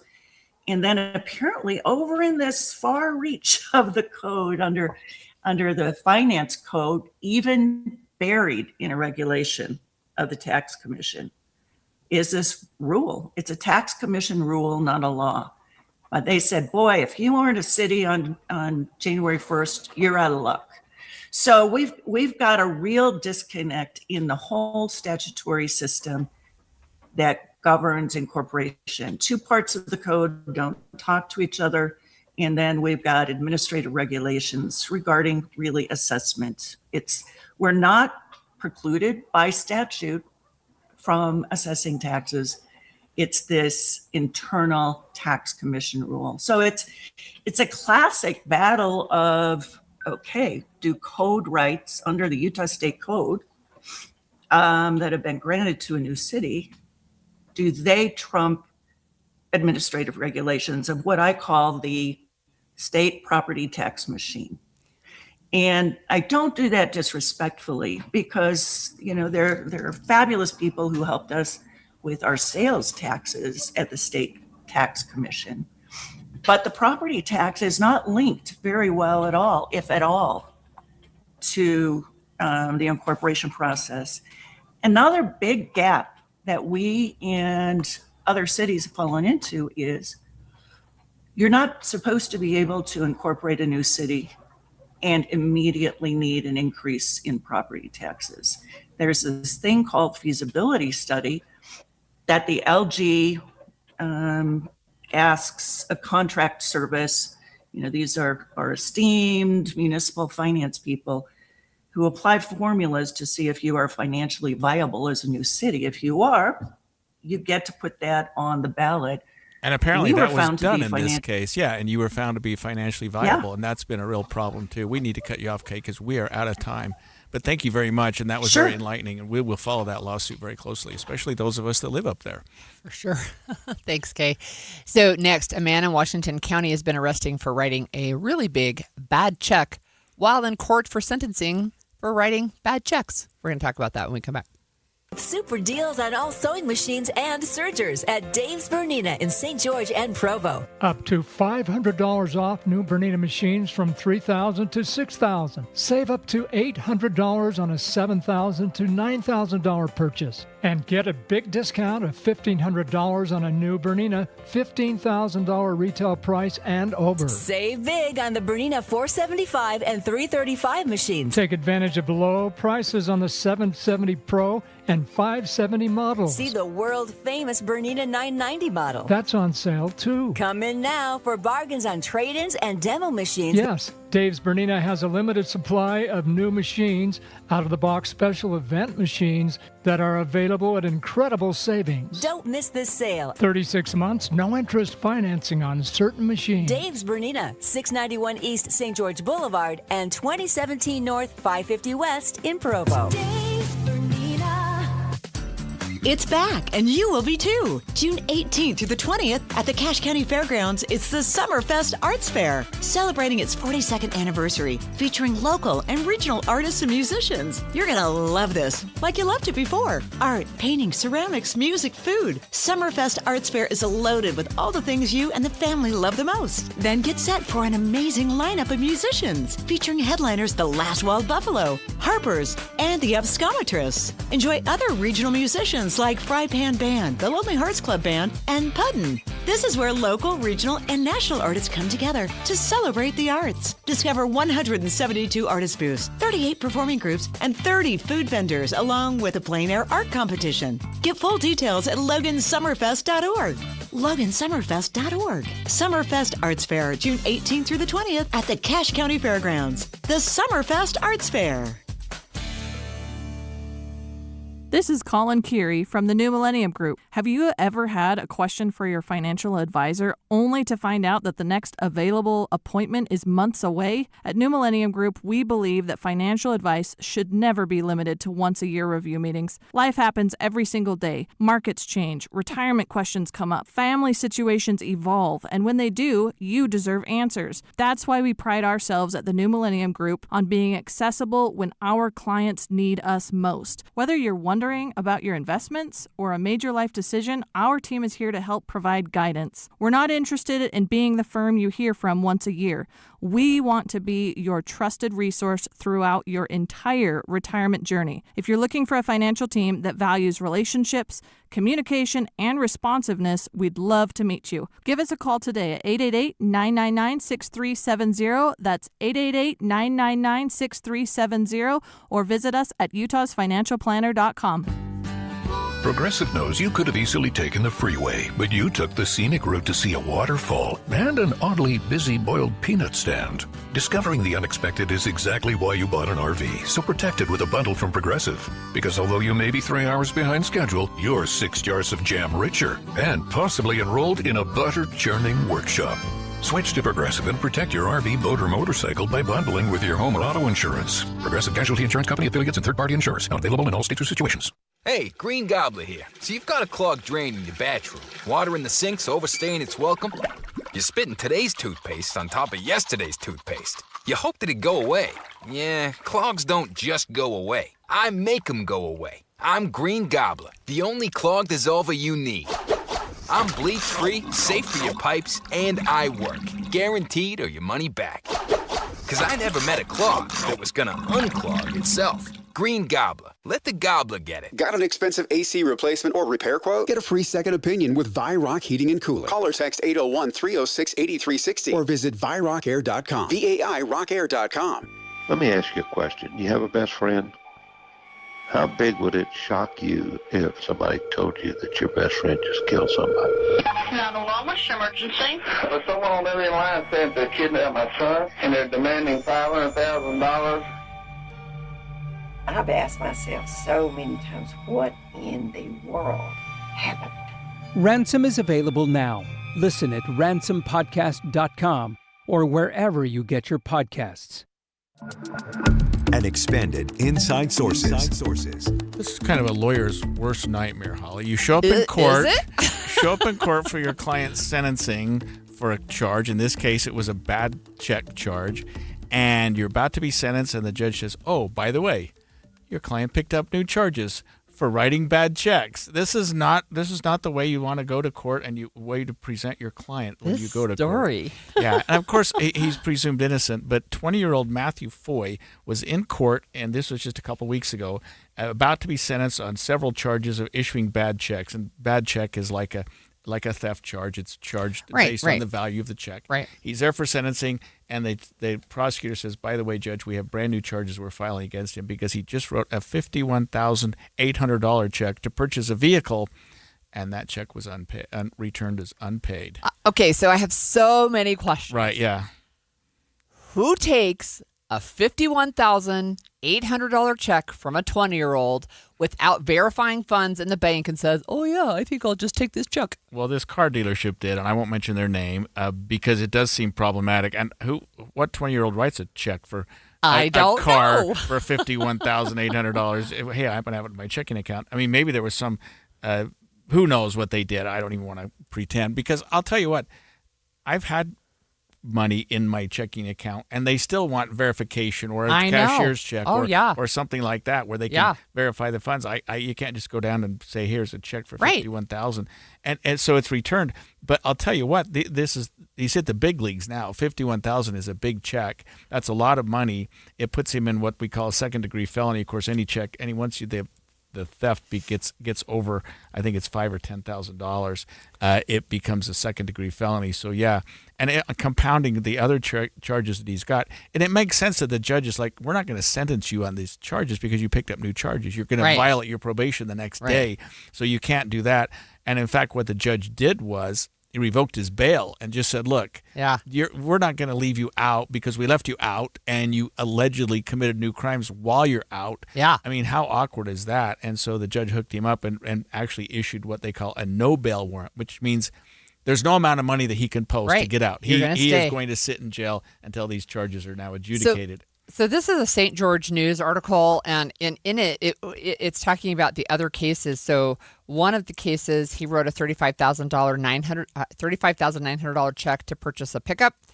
And another one, he wrote $20,000 a check for a trailer. And another one, it was $2,900 to purchase items from a golf store. And then he said investigators noted a pattern. He would create a business LLC to open checking accounts and then write checks for purchases without funds in the account. So maybe that's the modus operandi, that he creates an LLC and it gives it the aura of legitimacy. So Right. that, you're looking at, this isn't just some 20-year-old kid. It's this corporation, this limited Run liability by a corporation. 20-year-old Run by a kid. 20-year-old kid. It's probably in his own name. And so they're more likely to take the check. I mean, my first goodness. of all, when was the last time you wrote a check? I still do once in a while, yeah, but it's fairly rare. I mean, I have a debit card, which is the same Right. thing, but it comes right out at the bank, and the vendor knows if you've got the money there because they run it. And Yeah, they say- because if it's not there, you know immediately. they run your number and they know right exactly where you are. But I mean, and I even go to establishments these days, and it will They say don't even take checks. no checks. Yeah. We used to have those check guarantee cards. Yeah. Oh, that yeah. You had to carry around to guarantee So a check. it's funny because that dates us. You know, I don't think my kids ever have written a check, ever. And my oldest is almost 40. I don't think he's ever written a check, right? So I think we have ancient checkbooks around somewhere because every once in a while I'll get somebody who says we need a check for this. Oh, you know who needs a check? The U.S. State Department when you're applying for a passport. I'm like, you've got to be kidding me. Right? Yeah, so you can go to the bank and you can get a cashier's check, or you can write a check to the U.S. State Department. They'll take a check, yeah. They'll take a But check. there have been so many problems with checks over the years. And the banking industry, when I was at the district attorney's office, the bank and credit union associations really pushed the legislature to create laws to prevent bad checks, because it was always the defense that, hey, I thought the money was there. It was there the day before. My wife, wrote a check. We both wrote a check. And so, and it bounced. And so the law was rewritten, and it's been, and I'm paraphrasing it a little bit, but sort of like, hey, if you write a bad check, you got 3 days or something to make it right. Otherwise, it becomes check fraud. Yeah. And if the money's not there and you know it's not there, it's a crime. And I still can't wrap my head around a business accepting a check without verifying that the funds were there, even if it's coming from an LLC. And he wrote 3 of them. Yeah. It made me think, just looking at this, what did we talk about yesterday? Gambling with Jay Evenson. Yeah, addiction. The addiction. If there's some level, and I don't mean to call this gentleman out personally, but I mean, he just continually writes bad checks as though it's some sort of to buy vehicles, some sort of obsession with him. Yeah. And there must be some great feeling. You go to some dealership and they're all taking your picture and patting you on the back, and you drive away with a $51,000 car or a $30,000 truck or $2,500. And the salesman's going, woohoo! Yeah, honey. we all got our commission. The guy didn't even argue about the price. He just wrote us a check right then. And maybe there's some high that you get for that, but it's short-lived because the checks. Imagine the dealership, or imagine the owner of the dealership telling the salesman, "You did what?" Right.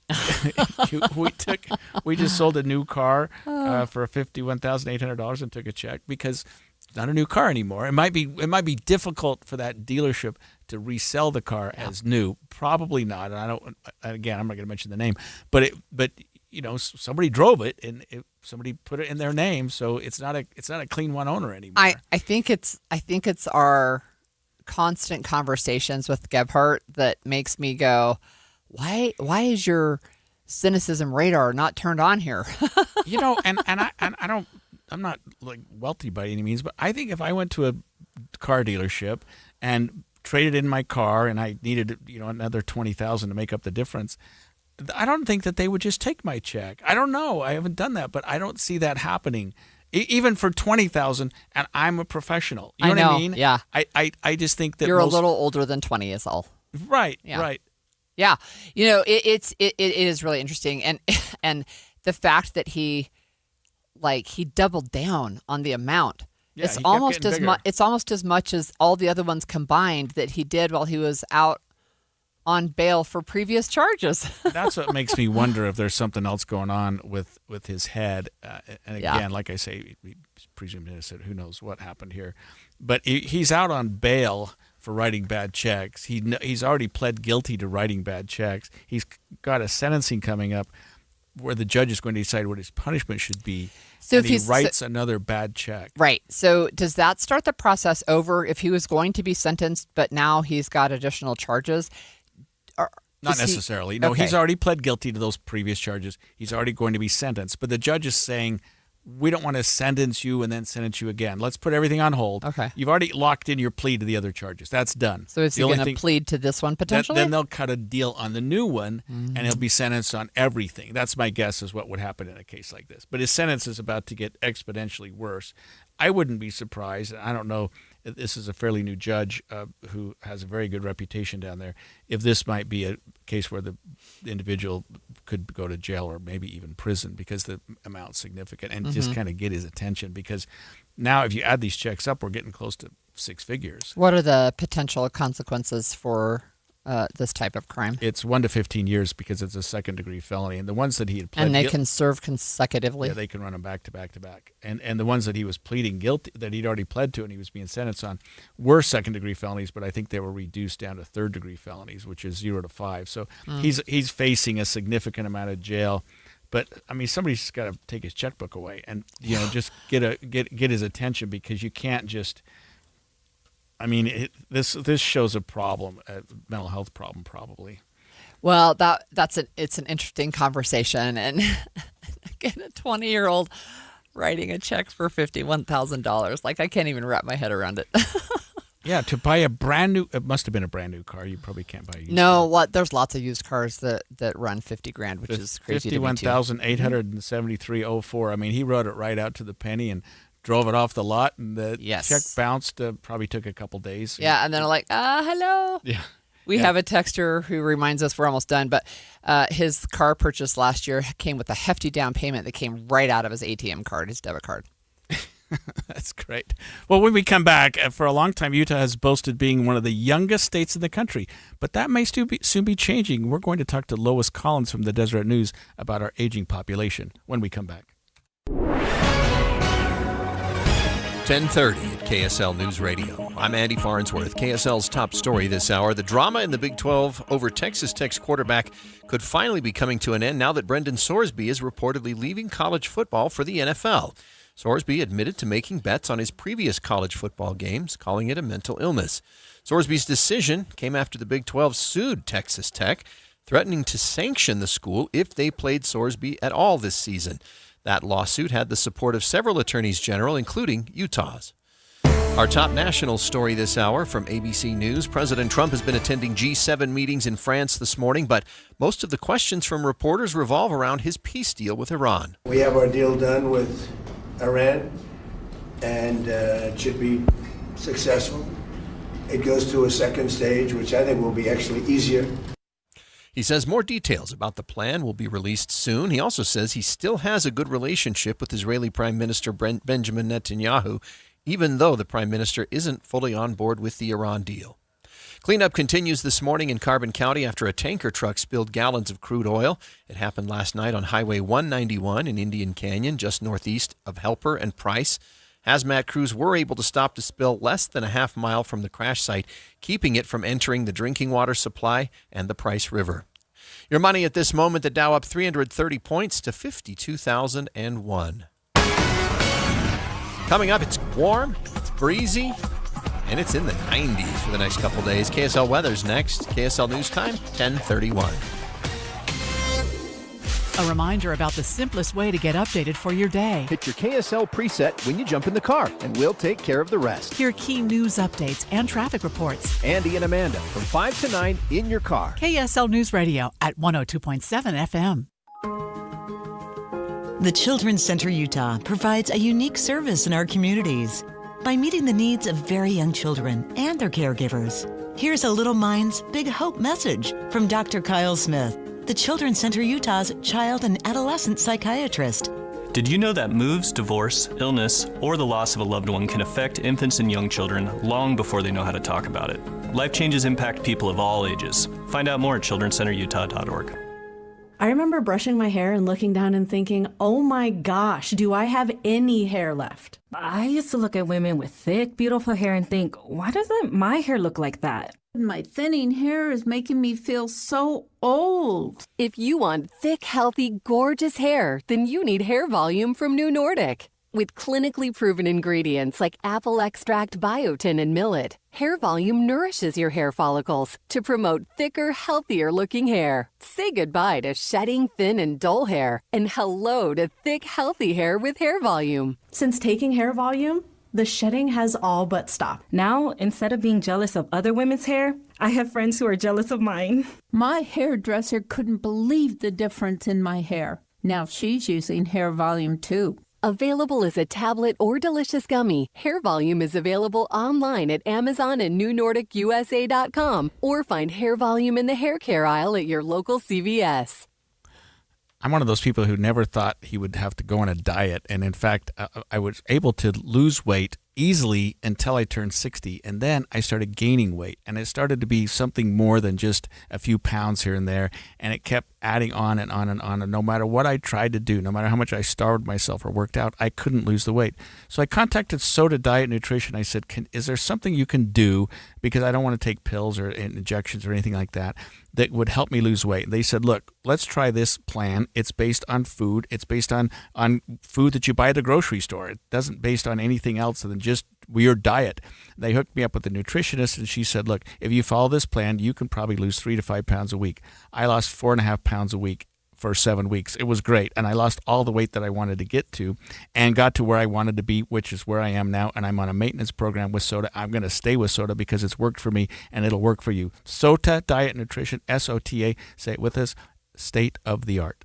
Hey, Doug, what is it that you do? Everybody's buying a car from you.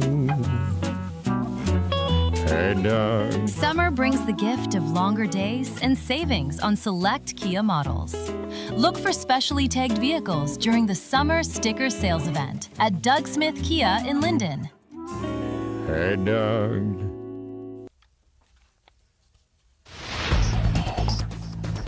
Traffic and weather together brought to you by UCCU. You deserve to love where you bank. Here's Cormac Bone. Right now we've got delays northbound I-15 at the point of the mountain.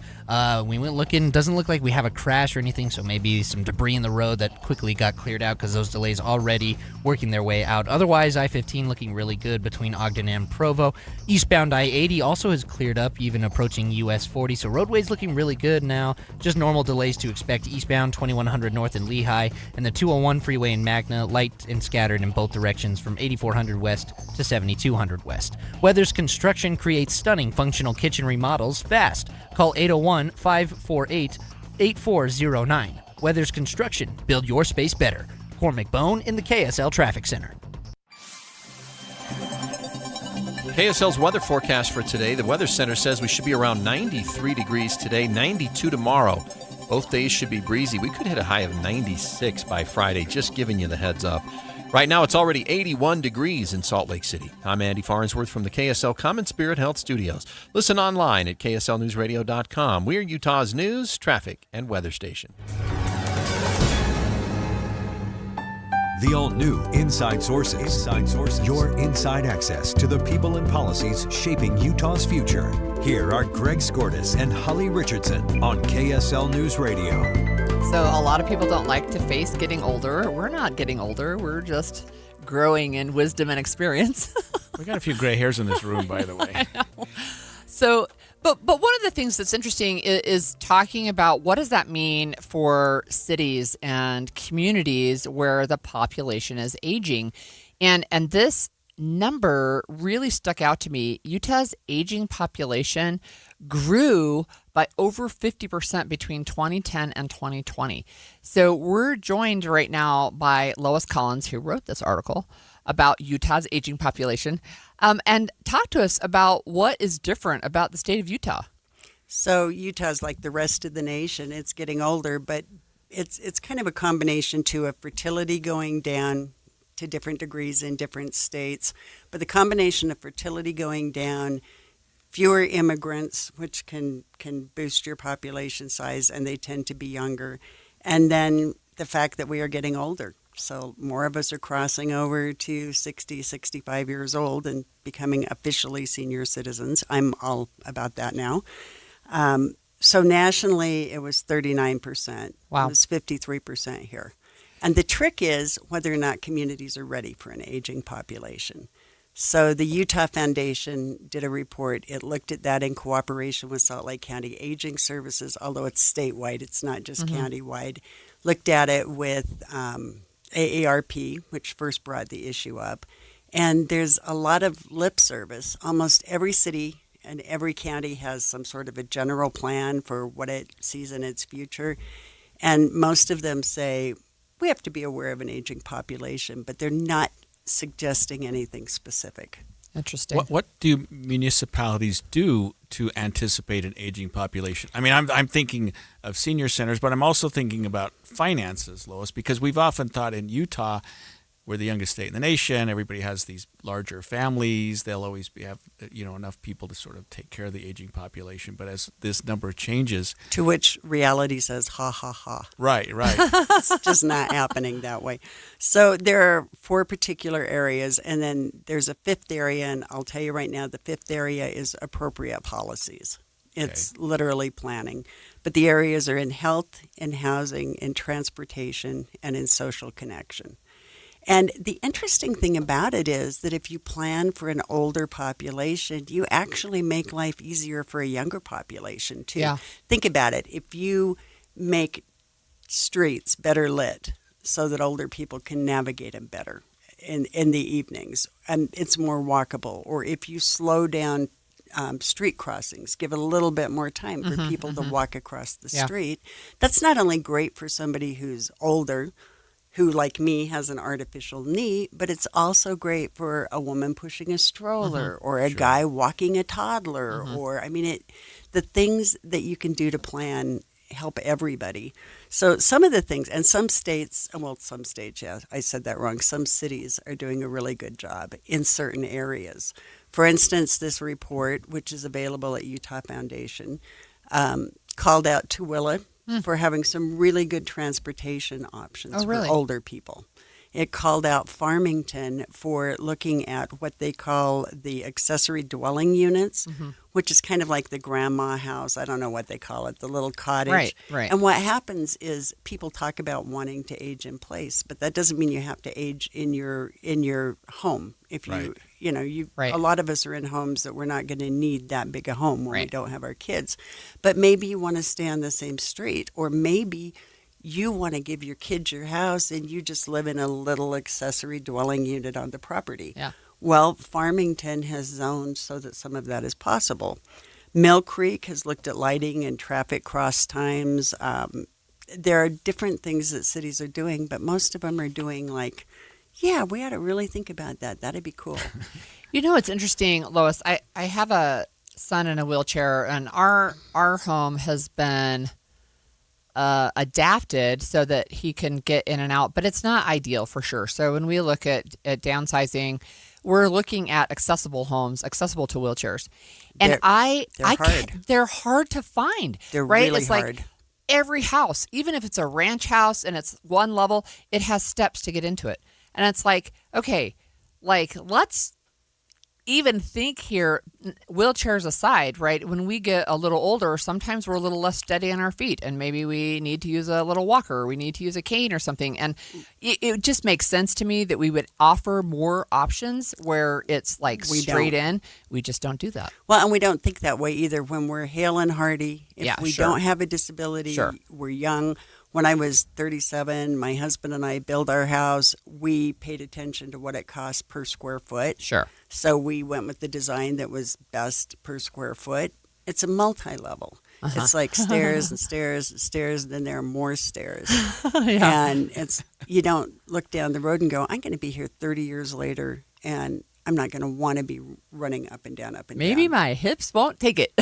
No. So it's a real interesting issue. But if more houses were built with accessibility in mind, and a lot of houses, like my multi-level, you go up some steps, then you turn a little bit, then you go up some more steps. You can't even put a ramp on that. Oh, yeah.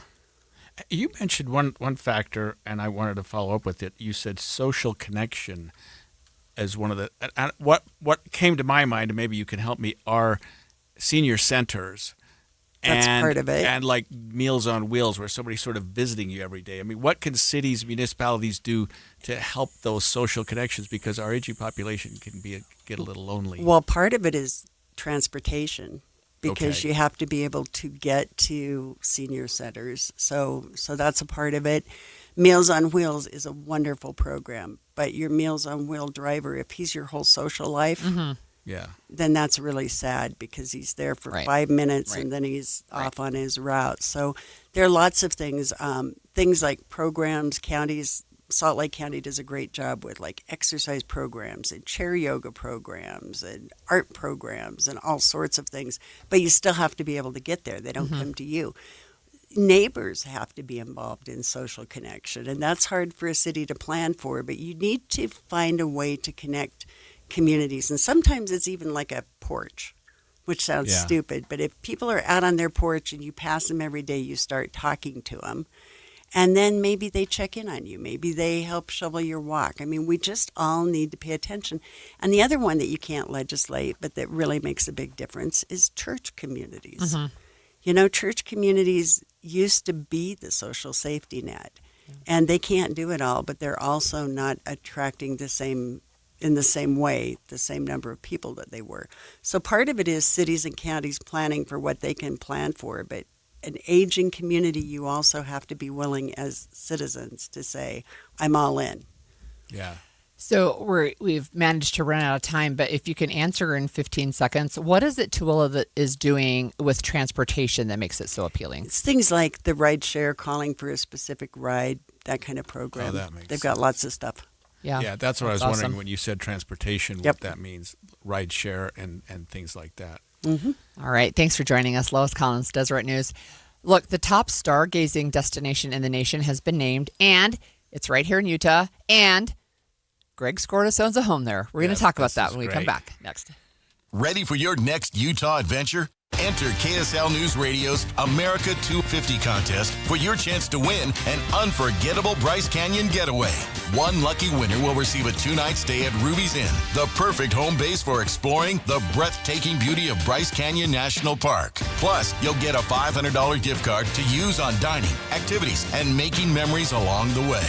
Enter today at kslnewsradio.com/win. Sponsored by Ruby's Inn. Is your financial advisor managing your risk or just a spreadsheet? Hi, I'm Jeff Jr., founder of Trajan Wealth. Many financial advisors rely on target date funds, which are one-size-fits-all portfolios that don't know your name, your family, or your goals. And that passive management can leave you dangerously exposed. At Trajan, we look at the whole picture, not just the stocks everyone else buys, but the private market opportunities most advisors ignore. And as fiduciaries, we build a strategy around you, coordinating your investments, tax strategy, and estate into one cohesive plan. Your financial life deserves more than just a generic portfolio. Real planning isn't a stack of statements. It's the confidence of knowing where your income will come from for the next 30 years. Good enough isn't good enough for your family. It's time for a change. Schedule your complimentary consultation today. Call 855-TRAJAN-1. That's 855-TRAJAN-1.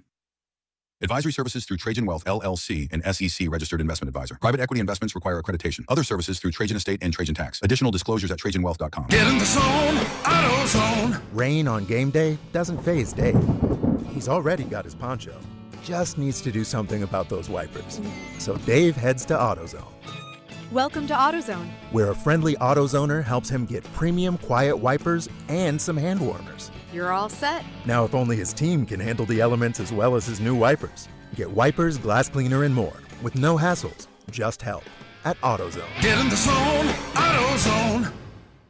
Hey, Green Gobbler here. So you've got a clogged drain in your bathroom. Water in the sink's overstaying its welcome. You're spitting today's toothpaste on top of yesterday's toothpaste. You hoped it'd go away. Yeah, clogs don't just go away. I make them go away. I'm Green Gobbler, the only clog dissolver you need. I'm bleach-free, safe for your pipes, and I work. Guaranteed or your money back. Because I never met a clog that was gonna unclog itself. Green Gobbler. Let the gobbler get it. Hi, it's Tori DeVito. In every family, small conversations can make a big impact. I grew up on tour with my parents. Kind of different, but we bonded over music just like other families do over sports, camping, or other interests. And we talked. Little everyday conversations from silly to serious that built a foundation over time. Honest conversations, like when my dad shared his experiences as an alcoholic. Your honesty about that part of your life gave me a sense of integrity that I wanted to uphold in my own life. And I was so grateful that you and Mom had become these sober, stable people who were always there for me. I wanted you to know, from someone who's been in recovery more than 30 years now, that hard work is what creates success, not alcohol or other drugs, whether it's music or anything else. I said it a lot, and I'm glad you took it to heart.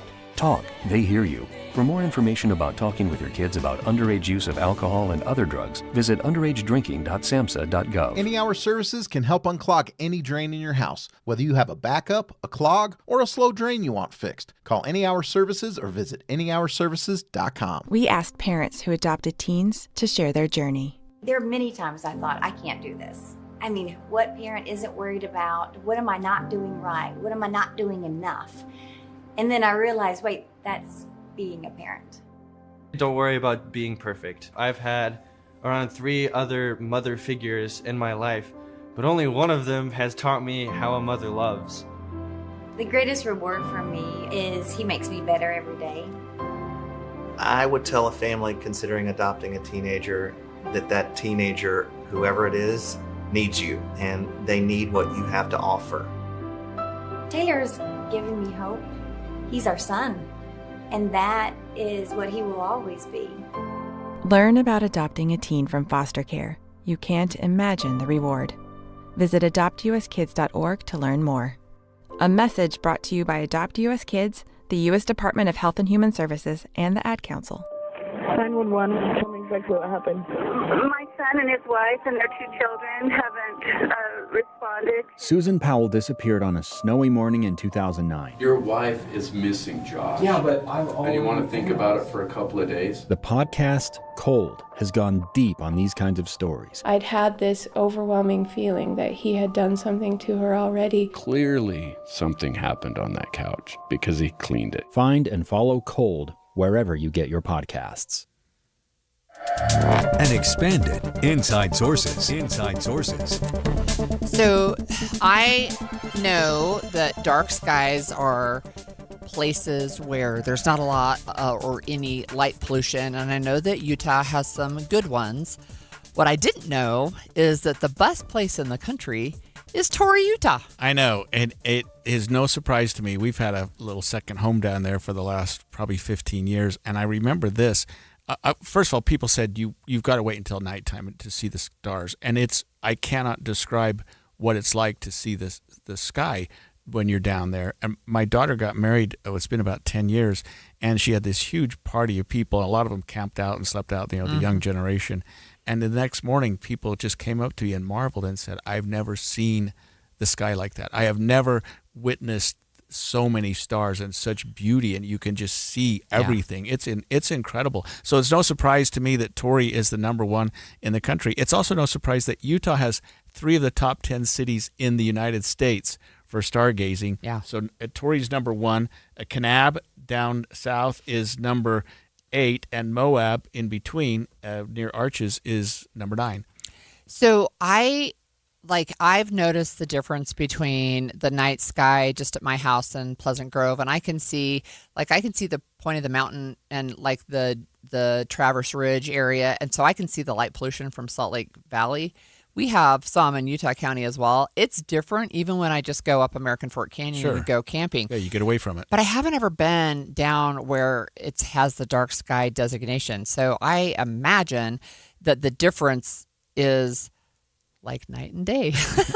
It like truly it's really is. significant. I You can see a lot more. I can't even overstate it. And so what happens is even the building code there, all your lamps, all your outdoor lamps have to have a top to them so that the light only shines down. Oh yeah. You can't just have an open light bulb. Yeah. So it has to have a cover on it. And anything you build outside. And I'll tell you what, we've had guests stay at our house and they'll leave a light on, and the neighbors will call me up. Of course, I'm 200 miles away and say, hey, you got a light on. Can we go turn it off? So I'll just give them the way to get into the house so they can go or unscrew the light bulb or something like that. But people take that very seriously down there. And light pollution just doesn't exist. You do not have your lights on down there at night. Yeah, that's really interesting. And you know, one of the things I think about every once in a while, I read stories about people who navigated by the stars, right? Their night sky would have been that dark sky, Sure, right? They wouldn't have had, unless you were like had a fire on your boat or something, you would not have had that. You would be able to see this just incredible, I guess, vista, but at nighttime. And so I can also imagine a full moon down there in a dark sky area. It's amazing. So what it's I don't even, you can't even describe it, because once you go outside and you look at the stars and you think, I've never seen it like this before. You can't even describe it. It's so spectacular. You just look at the sky and you go, I had no idea that this is what it really is supposed to look like, because you got this light pollution, and that's fine. I mean, a clear day you can see a beautiful sky no matter where you live. But these dark sky areas are, that's what they're called, dark sky, are pretty fun. Actually, I had heard that my primary residence, Eden, the Ogden Valley, which we talked about earlier, is another dark sky area. Interesting. At least one of the towns near us, called Liberty, which is just literally a couple hundred yards from my house, is a dark sky. I'll have to see where it falls on the list, but it's another area that we think of as having a beautiful evening glow from the stars.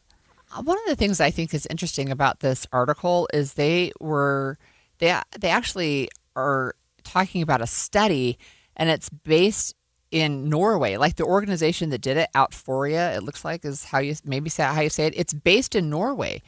And so they're looking at this. In fact, we were talking about the Northern Lights with Lois Collin, who just left, and haven't seen them with the naked eye here in my own backyard, but we were able to capture them on a camera.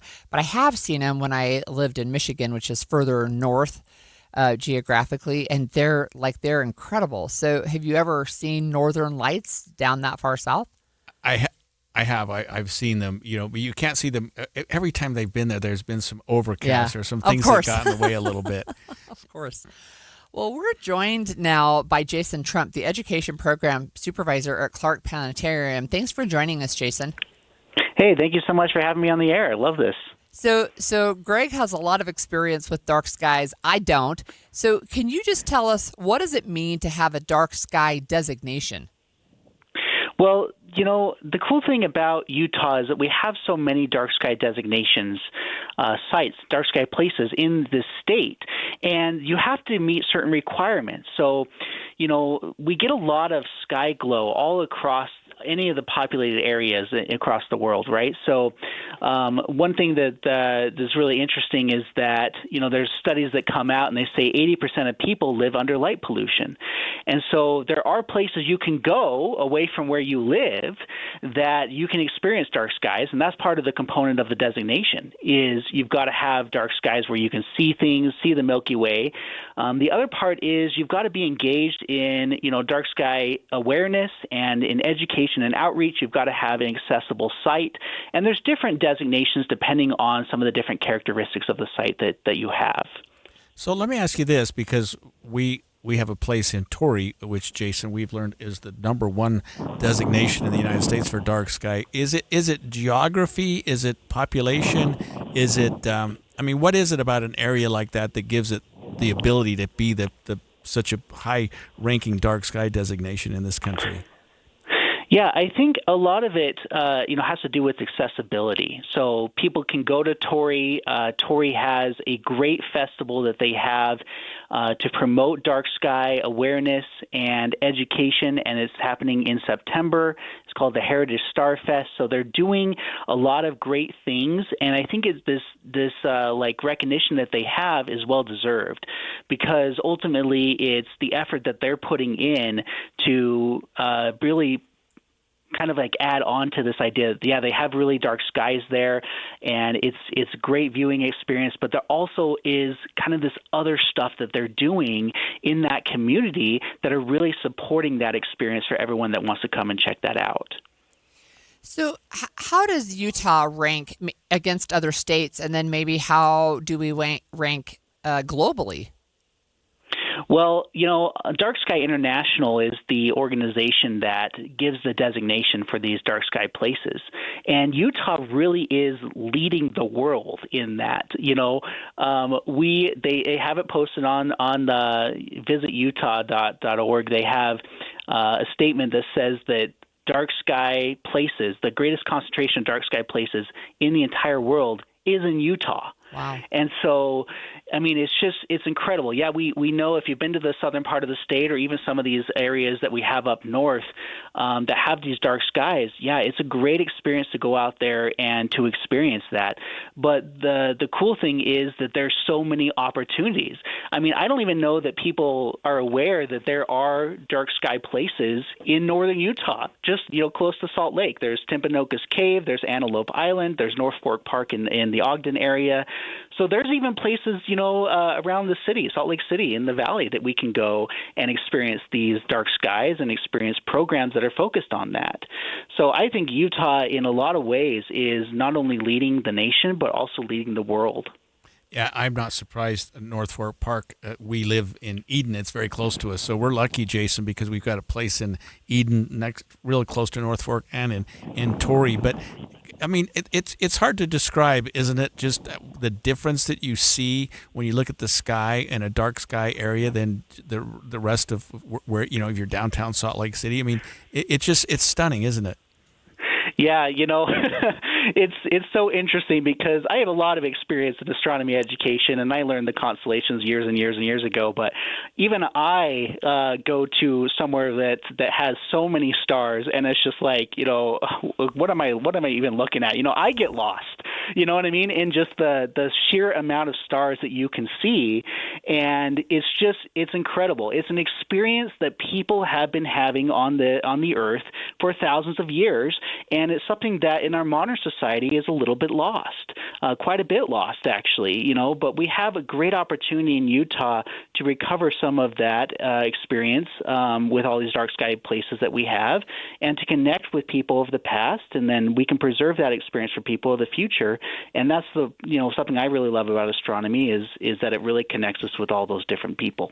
All right. Thanks for joining us. That was Jason Trump, Education Program Supervisor at Clark Planetarium, and there is nothing like a dark sky, and that was really interesting. When we come back, we're going to have our continuing coverage of Your Voice, Your Vote. Today, we're going to be talking with the 2nd Congressional District candidate. We're starting with Blake Moore when we come back. KSL FM Midvale. KSL Salt Lake City. From the KSL Common Spirit Health Studios, this is KSL News Radio. Utah's news, traffic, and weather station.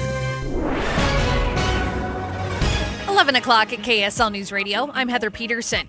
KSL's top story this hour. We're now just days away from seeing Utah's new cell phone ban in schools take effect, and new research could be giving us a preview of what's to come. The law set to take effect on July 1st was heavily supported by Utah Governor Spencer Cox. There was only one place where we were a little bit behind the rest of the country, and that was on bell to bell. The National Bureau of Economic Research just released a study about the effectiveness of a cell phone ban. They say cell phone use dropped dramatically in class, but disciplinary incidents also rose right after the bans went into effect. The Park City Council is revising its previous plan to boost elected officials' salaries by more than 100%, and now they're looking at an 18% bump. The original move to double council member and mayor salaries was approved last month, but lots of criticism and concern from residents led them to revisit the raises. Our top national story this hour from ABC News. The FBI says they've foiled a plot to attack the UFC matches on the White House lawn using drones equipped with explosives. And the suspects allegedly used a signal chat to organize the plot. ABC contributor and former FBI profiler Brad Garrett says what makes it hard is how to collect the information. Criminals love signal chat because it has end-to-end encryption, which other sites also have, but it also doesn't collect any data. So if you and I are talking on Signal Chat, you would have the information, I would have the information, but Signal wouldn't have it. 5 people were arrested from states including Ohio, Missouri, and California. Your money at this moment, the Dow is up 493 points, the S&P is down 19, and the NASDAQ is down 141 points. Coming up, a dry week, but possibly a wet weekend ahead. KSL weather is next. KSL News Time, 11:02. The sources where we get our news matters. When you listen to Utah's Morning News, we want you to feel the stories are important to you and trustworthy. This is Amanda Dixon. And I'm Andy Farnsworth. Join us weekday mornings on KSL News Radio. Man, I love this place. I've been surfing here since I was a kid. Now, seeing my grandson out on the water, it means everything to me. Watching him and taking in the blue waves, the sea breeze, the blurry horizon. If you have geographic atrophy, or GA, subtle changes in vision could mean it's progressing toward irreversible vision loss. Izervay is proven to slow GA progression and could help preserve your vision for longer, so you may keep seeing the world around you.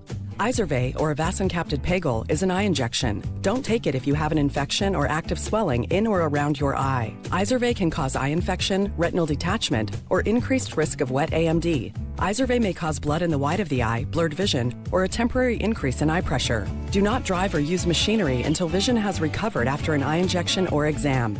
Ask your retina specialist how you can slow your GA with Izervay. To learn more, call 1-855-IZERVAY or go to izervay.com. Paid for by Astellas Pharma. Since 1947, Whipple Service Champions has been Utah's most trusted name for heating, cooling, plumbing, and electrical services. Got a high-priced repair bill from another company and you're just not sure about it? Call Whipple. Get a free, no-pressure estimate or bring us their quote for an honest second opinion. Totally free. Whipple Service Champions, Utah's first place for second opinions since 1947. Call 385-273-7167 for your free estimate today. 385-273-7167. One of the best things about Soda Diet and Nutrition, and that helped me the most to let go of 70 pounds in 5 months, was their dynamic diet with the nutritionist tailoring it to my lifestyle. We get up super early, Amanda. Yeah. We don't eat at normal times. Right. And they worked it out so that I was eating at the times that my family did and the times that I was awake, so that it was customized to me. I had a friend who's a type 1 diabetic, did soda. Yeah. They customized it to him. This is not a one-size-fits-all thing. I mean, people have food sensitivities, right? They have weaknesses. They have habits. So it's not one size fits all. It's for you and your specific health needs. This nutritionist you're going to work with, she became like my friend because she really helped me get through. I lost 37 pounds in 3 months, and I've kept it off for almost 4 years. You can see the results by going to sodadietandnutrition.com. Everybody that does this and that sticks to it has the results without pills, crazy exercises, or fad diets. sodadietandnutrition.com. Because soda is, say it with me, Amanda, state of the art. Traffic and weather together brought to you by UCCU. Learn how to save more this summer at uccu.com. Here's Ricky Meese. We do have some drivers struggling with their vehicles in traffic. Most of them are out of the way, like the disabled vehicle southbound I-15 prior to 90th South in Sandy. That's on the shoulder. But in Lehigh, a disabled vehicle northbound I-15 is going to be near 2100 north on the way to it. That one is partially blocking a right lane, but we're not seeing any delays. Seeing cracked, curling, or missing shingles on your roof? Don't wait. Save big during S&S Roofing's huge summer sale. From a small repair to a full replacement, SNSRoofingUtah.com. Ricky Meese in the KSL Traffic Center. A high of 93 in the forecast today with some clouds. More of the same the following 2 days, but then on Friday we jump up to 96 degrees before some possible thunderstorms on Saturday. Right now it's partly cloudy and 84 degrees. I'm Heather Peterson from the KSL Common Spirit Health Studios. Listen online at kslnewsradio.com. We're Utah's news, traffic, and weather station. The all-new Inside Sources. Inside Sources. Your inside access to the people and policies shaping Utah's future. Here are Greg Skordas and Holly Richardson on KSL News Radio. It sounds so legit. Yeah, it's cool music. We're continuing our coverage here on KSL News Radio for your voice, your vote ahead of the upcoming primaries in just 1 week from today, June 23rd. So this week, we are talking with candidates from congressional races that have primaries. So yesterday, we started with CD1. Today, we're with CD2. And in that race, we have a primary only with the Republican candidates. And we're starting now with Congressman Blake Moore. Blake, thanks for joining us this morning. Thanks, and it was very official. That was a great music intro, you guys. We thought you'd like that. So look, we started yesterday. We asked our candidates. We'll ask you the same. Can you give us a 30-second pitch on why you should go back to Washington, D.C.? Absolutely. It's very simple. Look, I've earned a spot in leadership, trying to make an outsized voice for Utah. This is not something that Utah's experienced before, and it matters to be able to share. We're a smaller state, and it's important to have a seat at the table. We just accomplished something extremely important last year. I worked really hard to get onto the Ways and Means Committee, and it shapes every single person's life, right? The family tax, pro-growth tax policy hits every single family and every single small business, and broad implications. And so really good things took place there. There's a lot more in my tank to be able to go back and continue down this road, but we've got an outsized impact for Utah and for Northern Utah in particular. Okay, Blake, obviously I have to ask you this question, but your opponent had made the following statement on X, and I'm sure you know where I'm going here. It says this: I came from nothing and built my American dream with hard work. I will not watch politicians like Blake Moore spend away our children's and grandchildren's futures while making millions. Insider trading no more. Now, you've taken offense with that. What is she talking about? And tell us your reaction to that. She's just sharing a desperate headline, trying to create some narrative that there's anything of substance here. It's a complete lie, and it's like I mentioned, it is offensive, but it's slander. It's a felony that she's accused me of with no evidence whatsoever. And then she took it down. So the admission of the way I was wrong, and I'm probably going to be responsible or held accountable for something that major mistake that she made. But it is just this narrative that's out there that people want it to stick, and it's just not accurate. And it's really sad that it's kind of come to this. So it's really frustrating when you get accused of a felony with no evidence whatsoever, and I hope that the voters can see through it. So can I just ask you on our show, point blank, have you ever made any trades on information you received as a congressman? Absolutely not. And that's the part is, so in my very first term, in my first few months, you learn through orientation that you need to report any type of equity trade that you have. And then you have to put in a report for it. All I did was I turned in the reports. There's like a 30-day timeline. We turned those in late, and I paid a late fee. And then then disingenuous news sources will go out and say, "Oh, he violated the Stock Act," because that's the name of the legislation that requires members of Congress to do that. When all it was just turning it in late. There's nothing improper about it in any way, shape, or form. Then I decided, you know what? I can see how easily bad media sources can manipulate things, and ultimately what candidates are going to do to also lie about it. And so we put everything we own in any type of financial asset or equity or anything to that nature. This is my son. I know. Hi, buddy. We put that in a blind trust just to avoid the appearance of being able to get accused of anything like this. But challengers like what I'm going through right now still use it just because they think they can catch some attention. Literally accusing someone of a felony that's not even close to accurate. It's complete baseless lie. It's sad that we've come to this, but that's what it is. It's unfortunate, but we'll keep at it. You're my congressman. I live in Weber County, and one of the things that's important up there, and especially up in Box Elder County, of course, is the data center and what's happening there. Can you just give us your take on the necessity of it, especially from the national security perspective, and where you think something like that should go?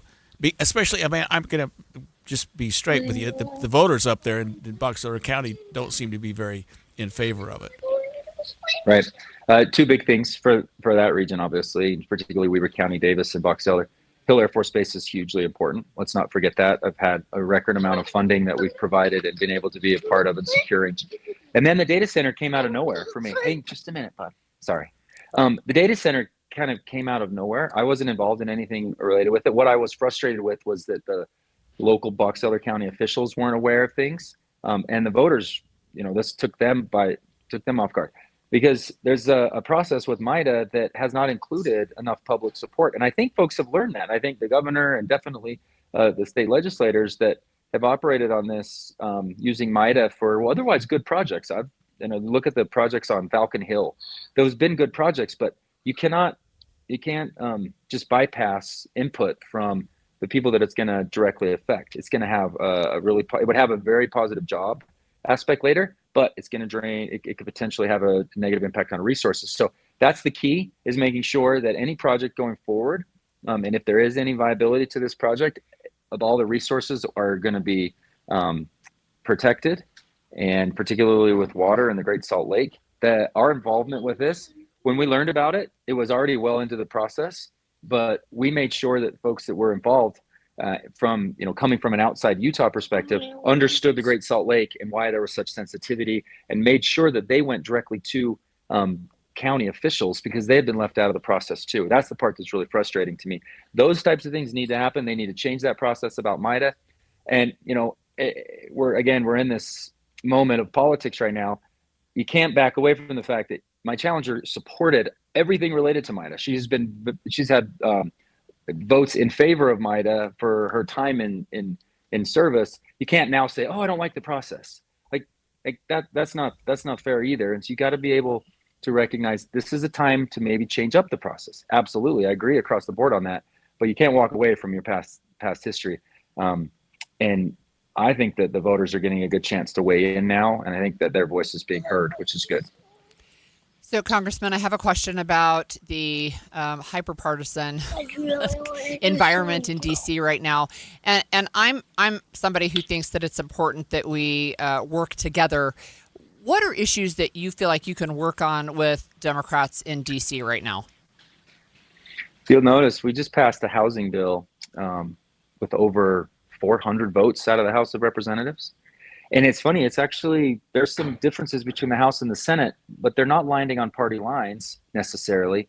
And so we've shown, we want to be very productive on how we address this, the housing issue. We're not going to solve this from the federal level, but we do have a role to play.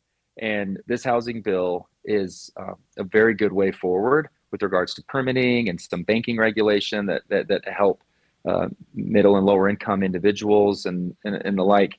So that's one area that's been focused. Obviously, all the defense issues, those typically go very well. There's lots of support when we do the National Defense Authorization Act. There's a lot that gets done that you never really hear about. That's a product of our clickbait world right now. But you'll see a lot of things come out of the House of Representatives that are passed on suspension that get more than almost 350 votes in favor of. So. All right. Thanks so much for joining us. And just recently, recently we just crypto tax legislation. That's something that we're working on in the Ways and Means Committee. It's kind of a wild west out there right now with how we address this, and Republicans and Democrats are coming together to sort of put a framework around this. So there's lots going on. All right. Thanks so much, Congressman Blake Moore. And when we come back after this break, we'll be talking with the other candidate in the race, and that is State Representative Carrie Ann Lisenby. Stay with us. He's a cute little kid. This summer, celebrate America 250 somewhere truly unforgettable. Bryce Canyon. Stay at Ruby's Inn, the closest lodging to the park, where you'll enjoy comfortable rooms, free hot breakfast, an indoor pool, and easy access to hiking, horseback riding, and gorgeous views. And mark your calendar for July 10th, when the Utah Symphony performs a free concert on the rim of Bryce Canyon, honoring 250 years of America in one of the most spectacular settings on Earth. Make it a summer to remember at Ruby's Inn, where you'll get more Bryce for your buck. Plus, enter to win the ultimate getaway. 2 nights at Ruby's Inn and a $500 gift card for dining and activities. Celebrate America. Experience Bryce Canyon. Plan your trip now at rubysinn.com. That's rubyzin.com. Hi, this is Doug Wright. Dee and I had the chance at Hale Center Theater to see the opening night of not only My Fair Lady, but Harmony. Two great presentations right now on two amazing stages. I want to talk about My Fair Lady first. I've had the chance to enjoy My Fair Lady, the West End in London and New York on Broadway, and of course the iconic movie. But I have to tell you, I don't think I have ever enjoyed My Fair Lady more than watching it on the stage at Hale Center Theater. Spectacular staging, gifted performances, great music, the voices, incredible, and the costuming. You're going to love My Fair Lady. It's on now at Hale Center Theater. Then there's Harmony, the story of a 6-man German choral comedy group who gained great fame in the late 20s and early 30s, only to be undone by the Nazis. This is a powerful performance. Don't miss it. Get your tickets now. Harmony and My Fair Lady at Hale Center Theater, hct.org for your tickets. Running a small business means juggling a lot. Your network has to handle it all. That's where a fiber-only provider falls short. You deserve a partner who gives you a greater advantage. Introducing the Total Solutions Advantage only from Comcast Business. A first-ever combination of the largest, fastest fiber-powered network, the most reliable Wi-Fi, gig speeds with equipment and security included, and a 5-year price lock. Plus, it's all backed by a 30-day money-back guarantee. The Total Solutions Advantage only from Comcast Business. A new standard for small business with reliability, security, and savings in one. When you add it all up, no one does business like Comcast Business. Switch today. Get started for $60 a month for 12 months when you add an advanced solution to a qualifying internet package. Limited time offer. New customers only. Requires 300 megabits per second internet, security edge, and additional qualifying service. 1-year agreement, paperless billing, and autopay with bank account required. Taxes and fees extra. Most reliable Wi-Fi based on Open Signal Awards USA Fixed Broadband Experience Report, May 2025. This is the story of the one who keeps multiple buildings running smoothly day after day. Plumbing that flows, HVAC that hums, cleaning supplies that keep surfaces sparkling. That's why she counts on Grainger. With easy reordering online and 24/7 support, Grainger helps her keep the products she needs on hand. So shelves stay stocked and buildings stay ready. Call 1-800-GRAINGER, click Grainger.com, or just stop by. Grainger, for the ones who get it done. Progressive knows it ain't easy navigating the open plains of home insurance, but there is one man who can help tame that wild herd of options. The Home Quote Explorer. Note, Progressive's Home Quote Explorer is not a real person, but an online tool that lets you compare home insurance. He's the type of feller who helps you decide on the right insurance, even if it ain't with him. Again, not a person, just an online tool that helps you find great home coverage. A real pioneer. Okay, fine. Just do the thing. Progressive Casualty Insurance Company affiliates and third-party insurers. Comparison rates not available in all states or situations. Common Spirit Health. Hospitals, clinics, and caregivers all connected to advance healthcare in Colorado, Kansas, and Utah. Healthcare with Human Kindness is here. Hello, Human Kindness. We asked parents who adopted teens to share their journey. Nathan has taught me to embrace the moment. Age-wise, I'm in my late 60s. I'm old enough to be his grandfather. Will he be embarrassed to acknowledge me as his dad? I think the most important thing we can do is let them know that they're safe, that they're valued and cared for and loved, and that they're important. I knew I wanted to be adopted by him because of how he taught me to be the person who I am today. And it's coming from a dad that didn't expect to become a dad, and I feel very proud to be his son. That was what he needed, and he was what I needed. Every day is full of new opportunities. That's what it's been about, realizing the simple things that it takes to make such a huge difference in these kids' lives. Learn about adopting a teen from foster care at adoptuskids.org. Brought to you by Adopt US Kids, the U.S. Department of Health and Human Services, and the Ad Council. 911, tell me exactly what happened. My son and his wife and their 2 children haven't responded. Susan Powell disappeared on a snowy morning in 2009. And I said, Josh, where are you? You need to get home. And her husband will never be held accountable. Your wife is missing, Josh. Yeah, but And you want to think about it for a couple of days? I'd had this overwhelming feeling that he had done something to her already. I'm Dave Cawley, host of the podcast Cold. Then he starts making phone calls to Susan's phone. Hello, Susan. We are on our way back. It's the deepest of deep dives into this tragic tale of abuse. Where was Josh when Susan disappeared? I don't know. Of one mother's desperate attempt to escape. This is me. covering all my bases. Help prevent it from happening again. Our focus has and continues to be finding Susan.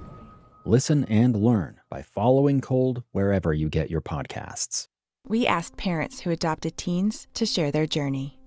I think my biggest challenge was getting through to him to understand that love is real and you have goals in mind, you have things that want to happen, and I want to help you get there. Sometimes people tend to shy away from wanting to adopt teenagers because they feel like they've lost so much, but there's still so much to gain. Just knowing that there's just that other person that cares and loves me out there, it feels great. And they've done so much for me, and I can only be appreciative every single day for just having them in my life. I think it's been the best decision because I gained a son, and he's the best son ever. If I was down and out, he'd be there. Learn about adopting a teen from foster care. You can't imagine the reward. Visit adoptuskids.org to learn more. A message brought to you by Adopt US Kids, the U.S. Department of Health and Human Services, and the Ad Council. When American troops withdrew from Afghanistan in 2021, thousands of evacuees fled to the U.S. for protection. Many Americans welcomed their new neighbors. For the last week, the governor tells me his office has been getting calls nonstop with Utahns wanting to help. When we saw the pictures and the videos coming out of Afghanistan, we prayed to be able to help them. But then, what happened? Listen to Stranger Becomes Neighbor, wherever you get your podcasts. This message is for Karina, our mom who finished her high school diploma at age 28. Hi, Mom. It's Emmettith and Nicholas. Congratulations on getting your diploma. You worked so hard and have taught us so much. We love you. When you graduate, they graduate. Finish your high school diploma for you and for them. Visit finishyourdiploma.org to find free and supportive adult education centers near you. Brought to you by the Dollar General Literacy Foundation and the Ad Council. Inside Sources. Let's continue our coverage of Your Voice, Your Vote here on KSL News Radio. We're talking to the candidates involved in the most important races across Utah. And, of course, we're talking to the candidates from the congressional districts that have primary elections next week. So we talked to the four Democrats in the first congressional district yesterday. The Republican does not have a primary. That's why he was not interviewed. We'll certainly interview him before the general election. Today we've moved on to the second congressional district. We just spoke with incumbent Congressman Blake Moore. We now have his challenger, Representative Carrie-Ann Lisenby. Carrie-Ann, thanks for joining us this morning. Thanks for having me, Greg and Holly. So we have asked all of our candidates to basically start by giving us your third. Holly doesn't have her mic on. I know. Holly doesn't know what she's doing. Thanks for joining us, Representative Lisenby. We've started by asking all of our candidates to give us the 30-second pitch on why voters should send you back to D.C. Sure, thank you. So I'm running to represent the good people of Northern Utah. And in our conversations, they have shared their concerns about the fiscal cliff that we are speeding toward and future generations and what they will face in a future economy with fewer opportunities and growing inflation, our $39 trillion national debt growing substantially faster than our economy, and the concerns that if we don't do something soon, it will not end well. And look, my opponent comes back, he rails about the debt and spending in Utah, but his votes in DC tell a different story. He's voted to raise the debt ceiling. He's voted for omnibus and minibus. I worked with a few of my colleagues in Utah to reform our budget process. We have zero-based budgeting now. And every year I've been in office, I am focused on making sure that we are making the best decisions to help the good people of Northern Utah. They are feeling that silent inflation that just continues to eat away at their income and savings. Representative Lisenby, one of the things that has been problematic, I think, with our current politics in America is the divisiveness between Republicans and Democrats. If you were elected, what would you do? And maybe what have you done in your current position to bridge the aisle between the two parties? Sure. So I've actually over all of my years of service, collaborated very effectively across the aisle. And I've had many, many colleagues from the other side of the aisle approach me and ask me for assistance. I think there's kind of a understanding of what the legislature looks like on the inside. There's this outside view of Democrats and Republicans. And what I've shared with a lot of people on the campaign trail, that there are many factions within the Republican Party and within the Democrat Party in Utah, in the legislature, and building coalitions requires an individual who has the ability to work together, to collaborate, to bring parties together and to get things done. And I've shown that over the 10 years I've worked in the legislature. And I think if you read the editorial board's interview of me, one of my Democrat colleagues spoke on the record about the work and how I helped her get her bills passed in the legislature. So I think my record speaks for itself there. So we need to ask you about the story that we saw in the Salt Lake Tribune this morning about a tweet that you put out that accused Blake Moore of insider trading. Of course, he has denied it completely, and he did it on the air with us as well. Can you talk to us about that? Utahns across the board, and I think this goes for America, for all Americans too, they are tired of seeing elected officials act in a way that benefits themselves, where they're leveraging a position to benefit themselves, their friends, their family. And that has been an ongoing frustration that's been expressed, whether we're talking about a technicality, right? With, okay, well, I just didn't report my trading of a single stock on time. Did I have access to that insider information while I was serving on the Armed Services Committee? So let's stop talking about technicalities. Certainly, it's not defamation to talk about my opponent's record, and to talk about the concerns that everyday Utahns are looking at, where they're seeing corruption and they are tired of it. And that's the number one issue on the campaign trail right now. Representative Lisaby, you would be running for the district where I live. I live in Weber County, and one of the big issues up there, especially as you go north into Box Elder, is this data center and the enormity of it. Can you tell us your position on that, given the fact that it's sort of a train moving down the tracks, but a lot of people, especially in that area, which you would be representing, are against it? So, as you probably know, I was the first Republican elected official in Utah to raise concerns about the Box Elder data center. And look, my opponent supports the data center. He supports MIDA. He's been defending it while I've been calling for reforms, while I voted for HB 507 this session, and I pushed for it after our state auditor highlighted some of the abuses that are happening in the development tools that are within the state of Utah. And so I've been in communication with that working group and with Cal Roberts, who is chairing that through the interim, and they are looking at further reforms. And I support now Senator Brammer's bill that he announced to reform MIDA. It is absolutely necessary, and I am still calling for all of the parties to go back to the negotiating table. Those tax incentives that were offered, if that negotiation had happened after HB 507 was in place, that deal would look very different, or it may not have happened at all. And look, I'm not anti-data center per se, and I am pro-business, but I'm absolutely going to defend good process all day long, and I will call out bad process when I see it. And this was bad process, and we need to start over. So I just have to go back to one of the things you said earlier, Representative. It seemed like you were talking about how concerned voters are about corruption. Are you saying that Blake Moore is corrupt, or are you just saying it, largely speaking, people are concerned about that? Very much. People are very concerned about the corruption they are seeing. And I've committed to never trade single stocks while I'm in Congress. There are entire industries where that cannot happen, right? Where individuals cannot trade on insider information that they have. I will work to ban the practice altogether for Congress.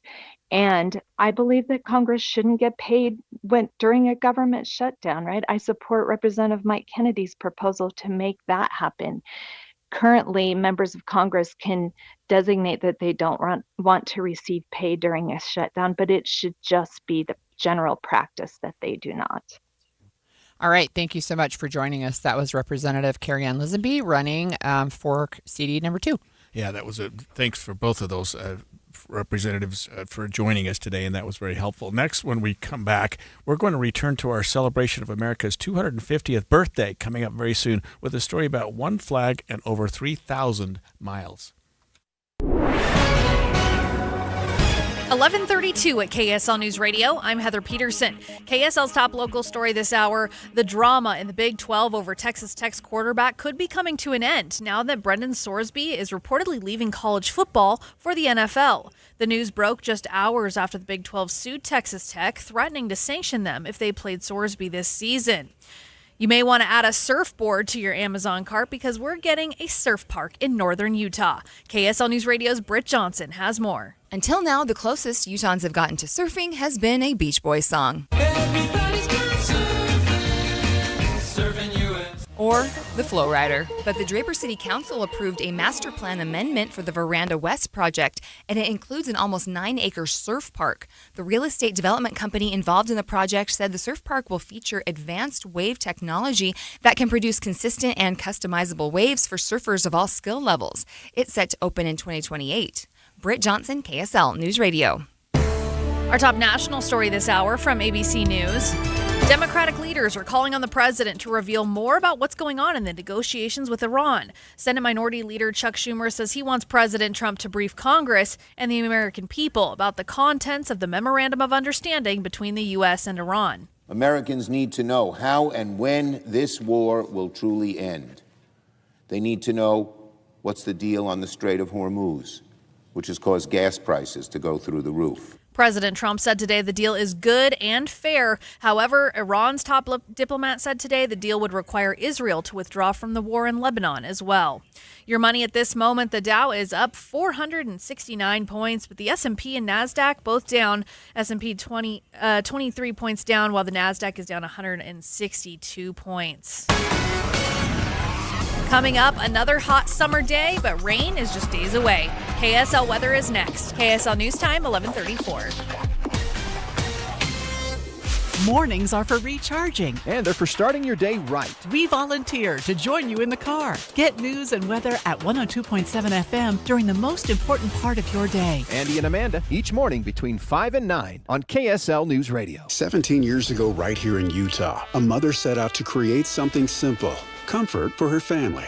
That single act of love became Minky Couture. Today, Minky is woven into the lives of families across our state, bringing warmth, connection, and comfort to every generation. As America celebrates 250 years of independence, Minky Couture honors that spirit with a limited edition flag blanket, an heirloom designed to celebrate family, comfort, and home. Celebrate with Minky Couture, online or in store, and be part of something beautifully American. This year, Utahns are celebrating the 250th anniversary of our country, Utah style, because everything from Utah's Red Rock deserts to our snowy peaks are worth celebrating. It's our land, our communities. Join us in celebrating our country with Utah style. Join the statewide celebration. Get involved at america250.utah.gov. Brought to you by America First Credit Union. Doug Wright, and I'm here with Monty from Connecticut Quality Water Systems of Salt Lake, an authorized Connecticut independent dealer. Now, Monty, don't all of the other water softeners require us to basically trust our home's water to electronics? If a power surge happens, a fried circuit board, or the power just goes out suddenly, aren't you back to scrubbing hard water scale and dry skin? Yes, we believe the best technology is simple. That's why Connecticut's premium systems are non-electric. While other softeners rely on finicky computers and electronics,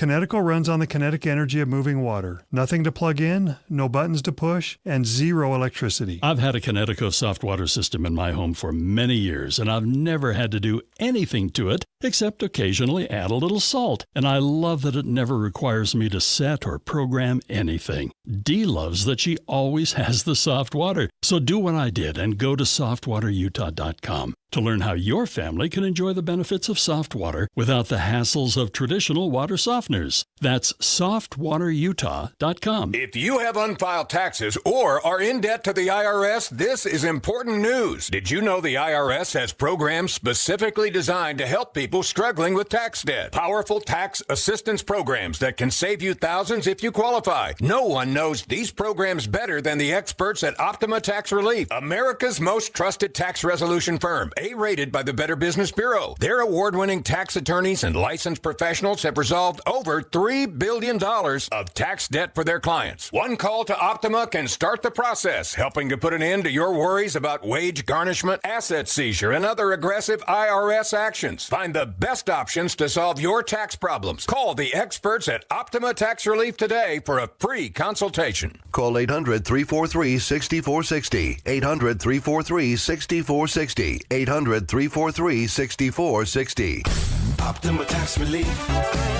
Some restrictions apply. For complete details, please visit OptimaTaxRelief.com.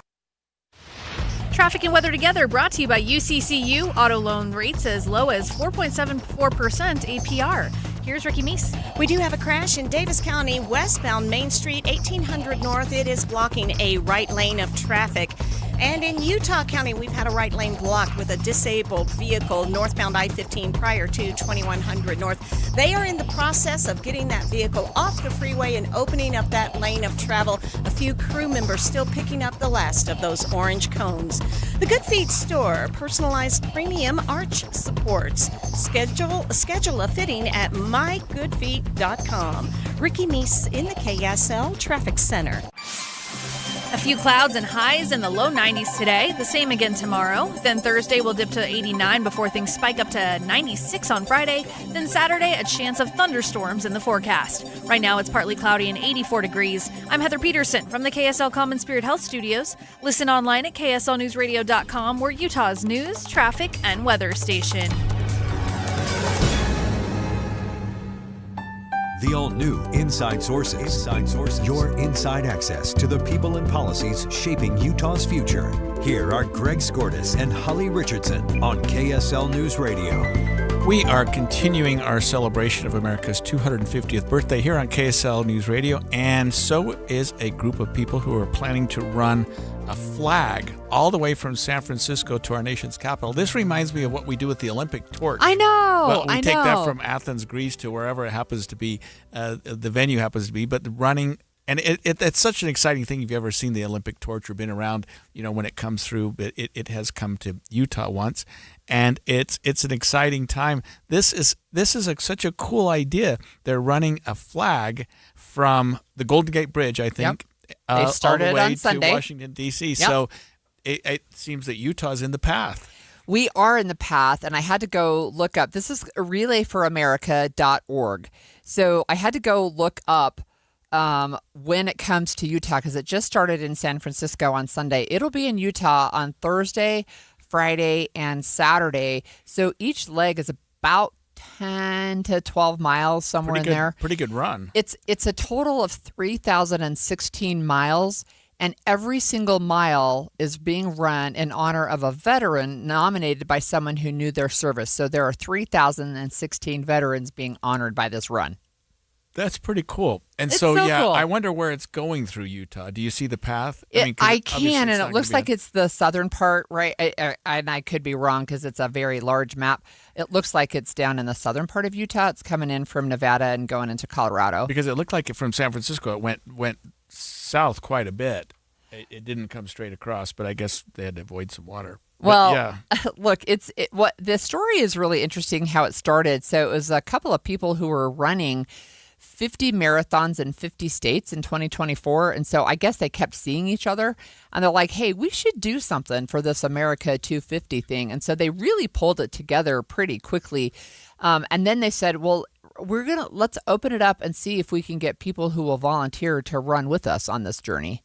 Yeah, it's a little bit north of Cedar City. I'm just looking at the map. It's a pretty cool route that it takes. I can't see some of the cities along the way. Maybe Richfield. I mean, this is really interesting. I almost think it'd be worth, going down there and catching it. I know. I'm not hint, gonna sign hint up to the newsroom, right? Yeah, I'm not going to sign up to run any part of it, but yeah, I'm looking at it goes through Delta. Yeah, so what a cool thing to do. So 3,016 miles. It actually goes through 15 states because it's very circuitous if you were going to try to hit all 48, contiguous really hard. states, Yeah. right? But it starts south in Utah and then goes generally north and east. It has to go east, obviously, but it goes more north than I would have expected. The goal is to end up in Washington, D.C. about the time that fireworks are going off on the 4th of July. So about 20 days, right, to cross the country. And they're planning on running even through nighttime hours. Like they're planning to run nonstop all the way through.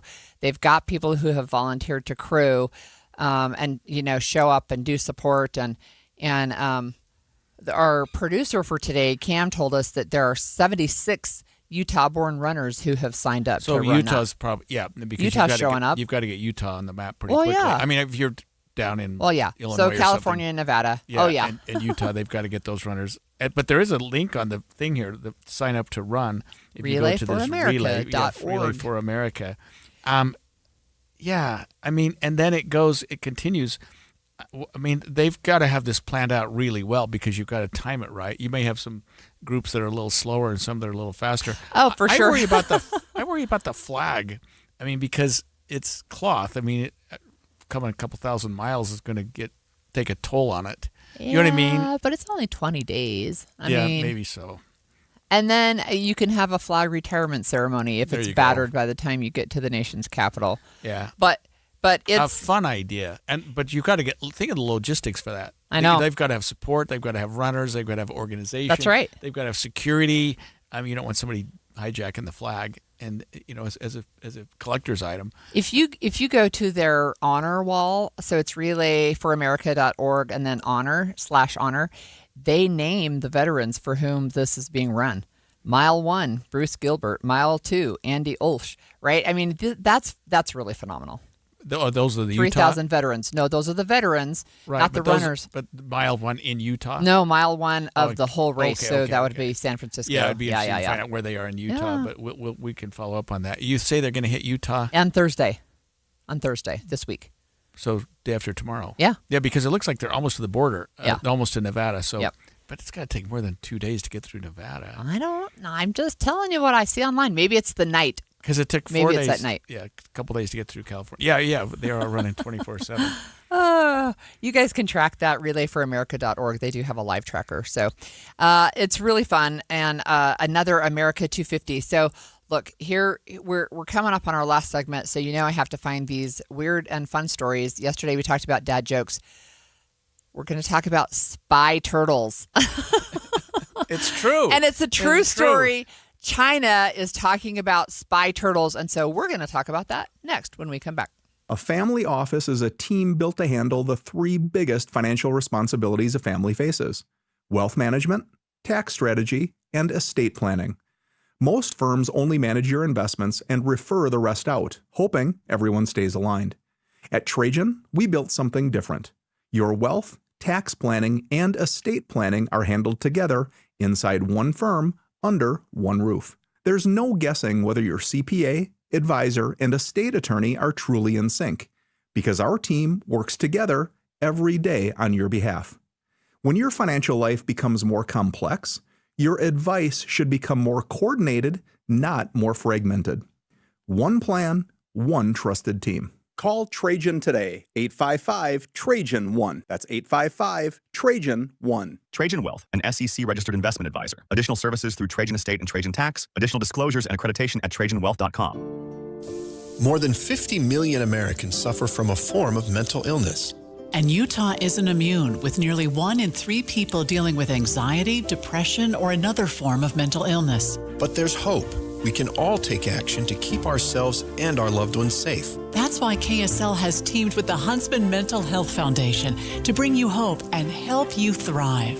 It's Healthy Mind Matters. Find out more at healthymindmatters.com. This is Nate Orchard from Advanced Window Products. When you live in Utah, your windows do a lot more than let the light in. They protect your home from freezing winters, blazing summers, and everything in between. That's why Advanced Window Products builds every window for your local climate. No middleman, no out-of-state delays, just factory direct quality, custom made for your home. Imagine a quieter home, a warmer home, a cooler home. Our high-efficiency vinyl windows are engineered to lower your energy bills and boost your comfort all year round. And installation is done by our own certified in-house crews, never subcontractors. That's why Utah homeowners give us 5-star reviews. Right now, take advantage of our anniversary sale. For a limited time, get $2,500 off when you buy 10 or more windows. Call 801-850-9100. That's 801-850-9100. For 40 years, Advanced Window Products has been the name Utah trusts for custom replacement windows and sliding glass doors. Advanced Window Products, built here, installed here, trusted here. Call 801-850-9100 for that $2,500 off, or visit us at advancedwindows.com to schedule your free in-home estimate. You bought an RV, and you got an automatic discount from Progressive by bundling it with your home or auto insurance. That's great, but a serious word of warning every RVer should heed.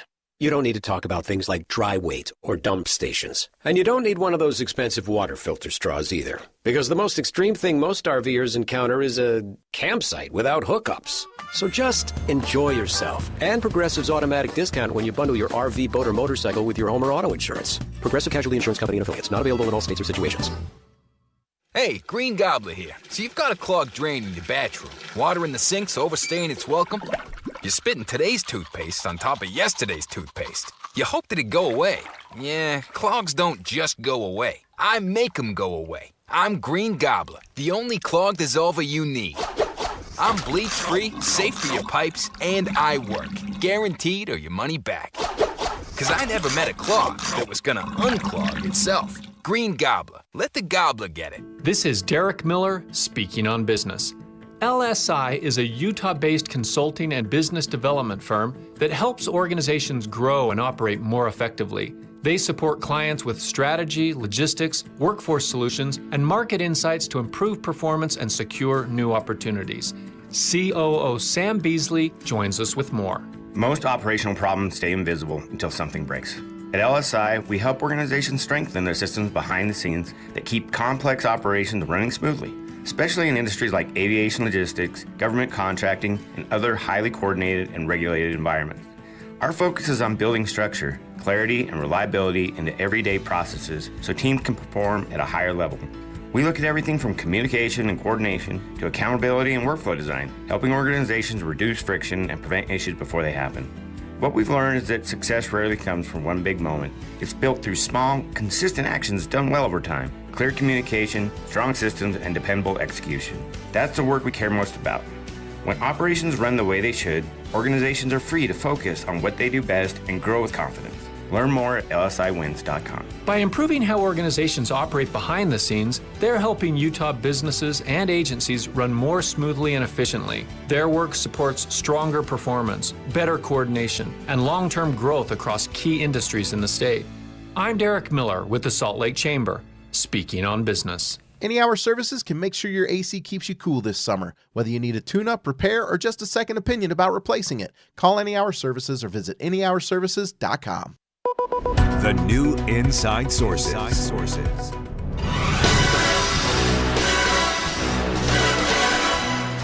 My name is Turtle, Sea Turtle, and I like it shaken, not stirred. Oh my gosh. So look, today, no joke, is actually World Sea Turtle Day, and I did not know this, but a group of turtles is actually called a bale. I didn't know that. Spelled? B-A-L-E. A bale. Yeah, isn't that interesting? No idea. Okay, so the reason I'm laughing is because there is a story. In fact, it's gone international, but China has warned people that turtles and large fish are being used to spy on them. Those darn turtles. I Just know, when you darn start turtles. thinking they're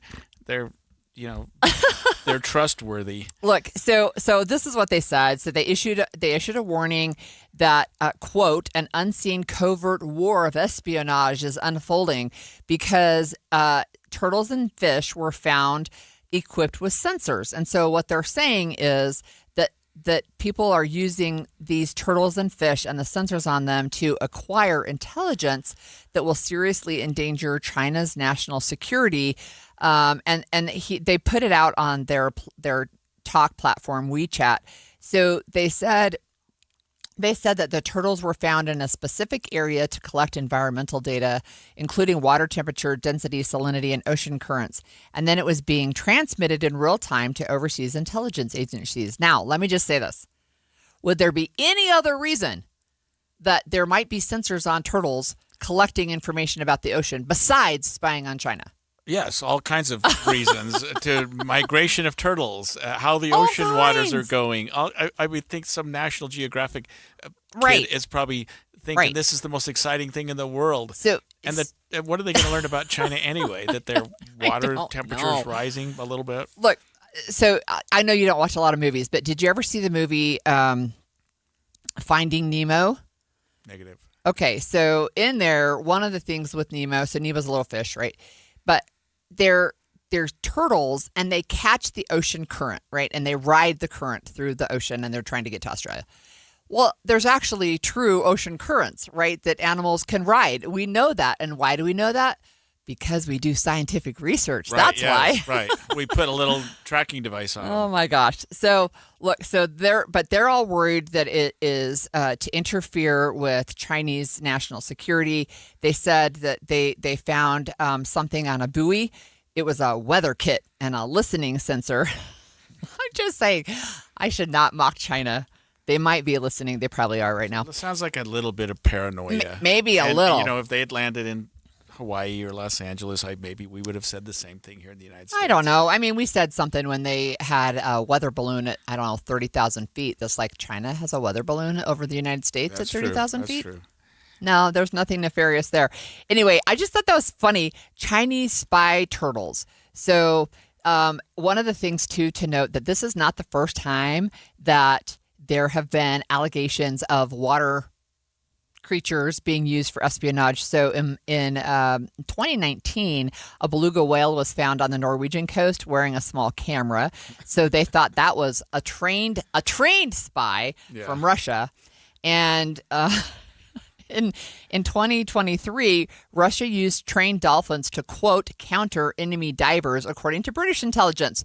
So what do we know about the spy world? Apparently turtles and fish and whales and dolphins. It's unfair to the animals to put them in that position. I know. To make spies out of dolphins. Like, come on. I know. They're just doing what they... And baby beluga, are you kidding? I know, right? They didn't say it was a baby, but... I know. It just reminds me of that song. Okay. Yeah, for sure. So I wanted to tell you a few fun facts of the day and then a couple of not fun facts. So it was on this day in 1723 that Adam Smith was born. So he was a Scottish economist. He was a moral philosopher. He's really well known for his work, Wealth of Nations. But he also had a number of other ones as well. He, if I am remembering him correctly, he was also pretty progressive in women's rights, basically, for his time. But this was his birthday. In 1829, Geronimo, who was an actual real person, he was an Apache leader and resistance fighter, he was born in Mexico on this day in 1829. So just 100 and almost 200 years ago. It was on this day in 1858 that Abraham Lincoln was accepting the Illinois Republican Party's nomination for the Senate. And he said at that time, a house divided against itself cannot stand. And of course, we know the history after he was nominated for senator and then, of course, became the president. What year was that? That was 1858, actually. Oh, wow. Yeah. So here's another fun fact. And who is the first person to do this? So in 1884, Coney Island saw the first roller coaster in the United States opened. I want to know who the first person is to volunteer to ride on that, because it would not be me, right? Crash test dummy, like they do with the ski Crash lifts. test dummies. I don't know. And sandbags. Look, speaking of roller coasters, I just saw today on X a video of a guy who was on a work phone call. He was on a roller coaster, And so he's got his background changed to something professional looking, right? But he's on a roller coaster and his hair is like blowing back. And he just said, oh, like I left my window open accidentally as he's going on down a roller coaster on a work meeting, a work call. I still think that roller coaster at Lagoon is the one white of the one? classics. It's just, I love the old riding white it. roller Yeah. coaster. And it's I don't gotta even be- know if it still exists, to be honest, but that one I will ride. I like that one. I don't like it's the. probably 50 years old. I know. I'll bet it's long. I'll bet it's older than that. I don't like those new ones. I don't like the super scary ones and the loop-de-loop ones, but that white roller coaster was super fun. Is it still running? It's still running. Brit It's is- brown Brit is. now. They've The stopped brown roller attempting coaster. to keep it white. You guys are gonna. Britt I might Johnson be with our fun facts Sorry, of the I'm day. checking in for the noon show. But I think it's getting close to 100. Yeah. Oh, wow. Yeah. Yes. And it's still it's running. weird. I love it. I'd still ride that one. It's still spooky, too. I also don't like the wild mouse because that one jerks your head around. I don't think that's an existence. I don't think so either. Okay, so I also have to say this is the one fun fact that's not fun.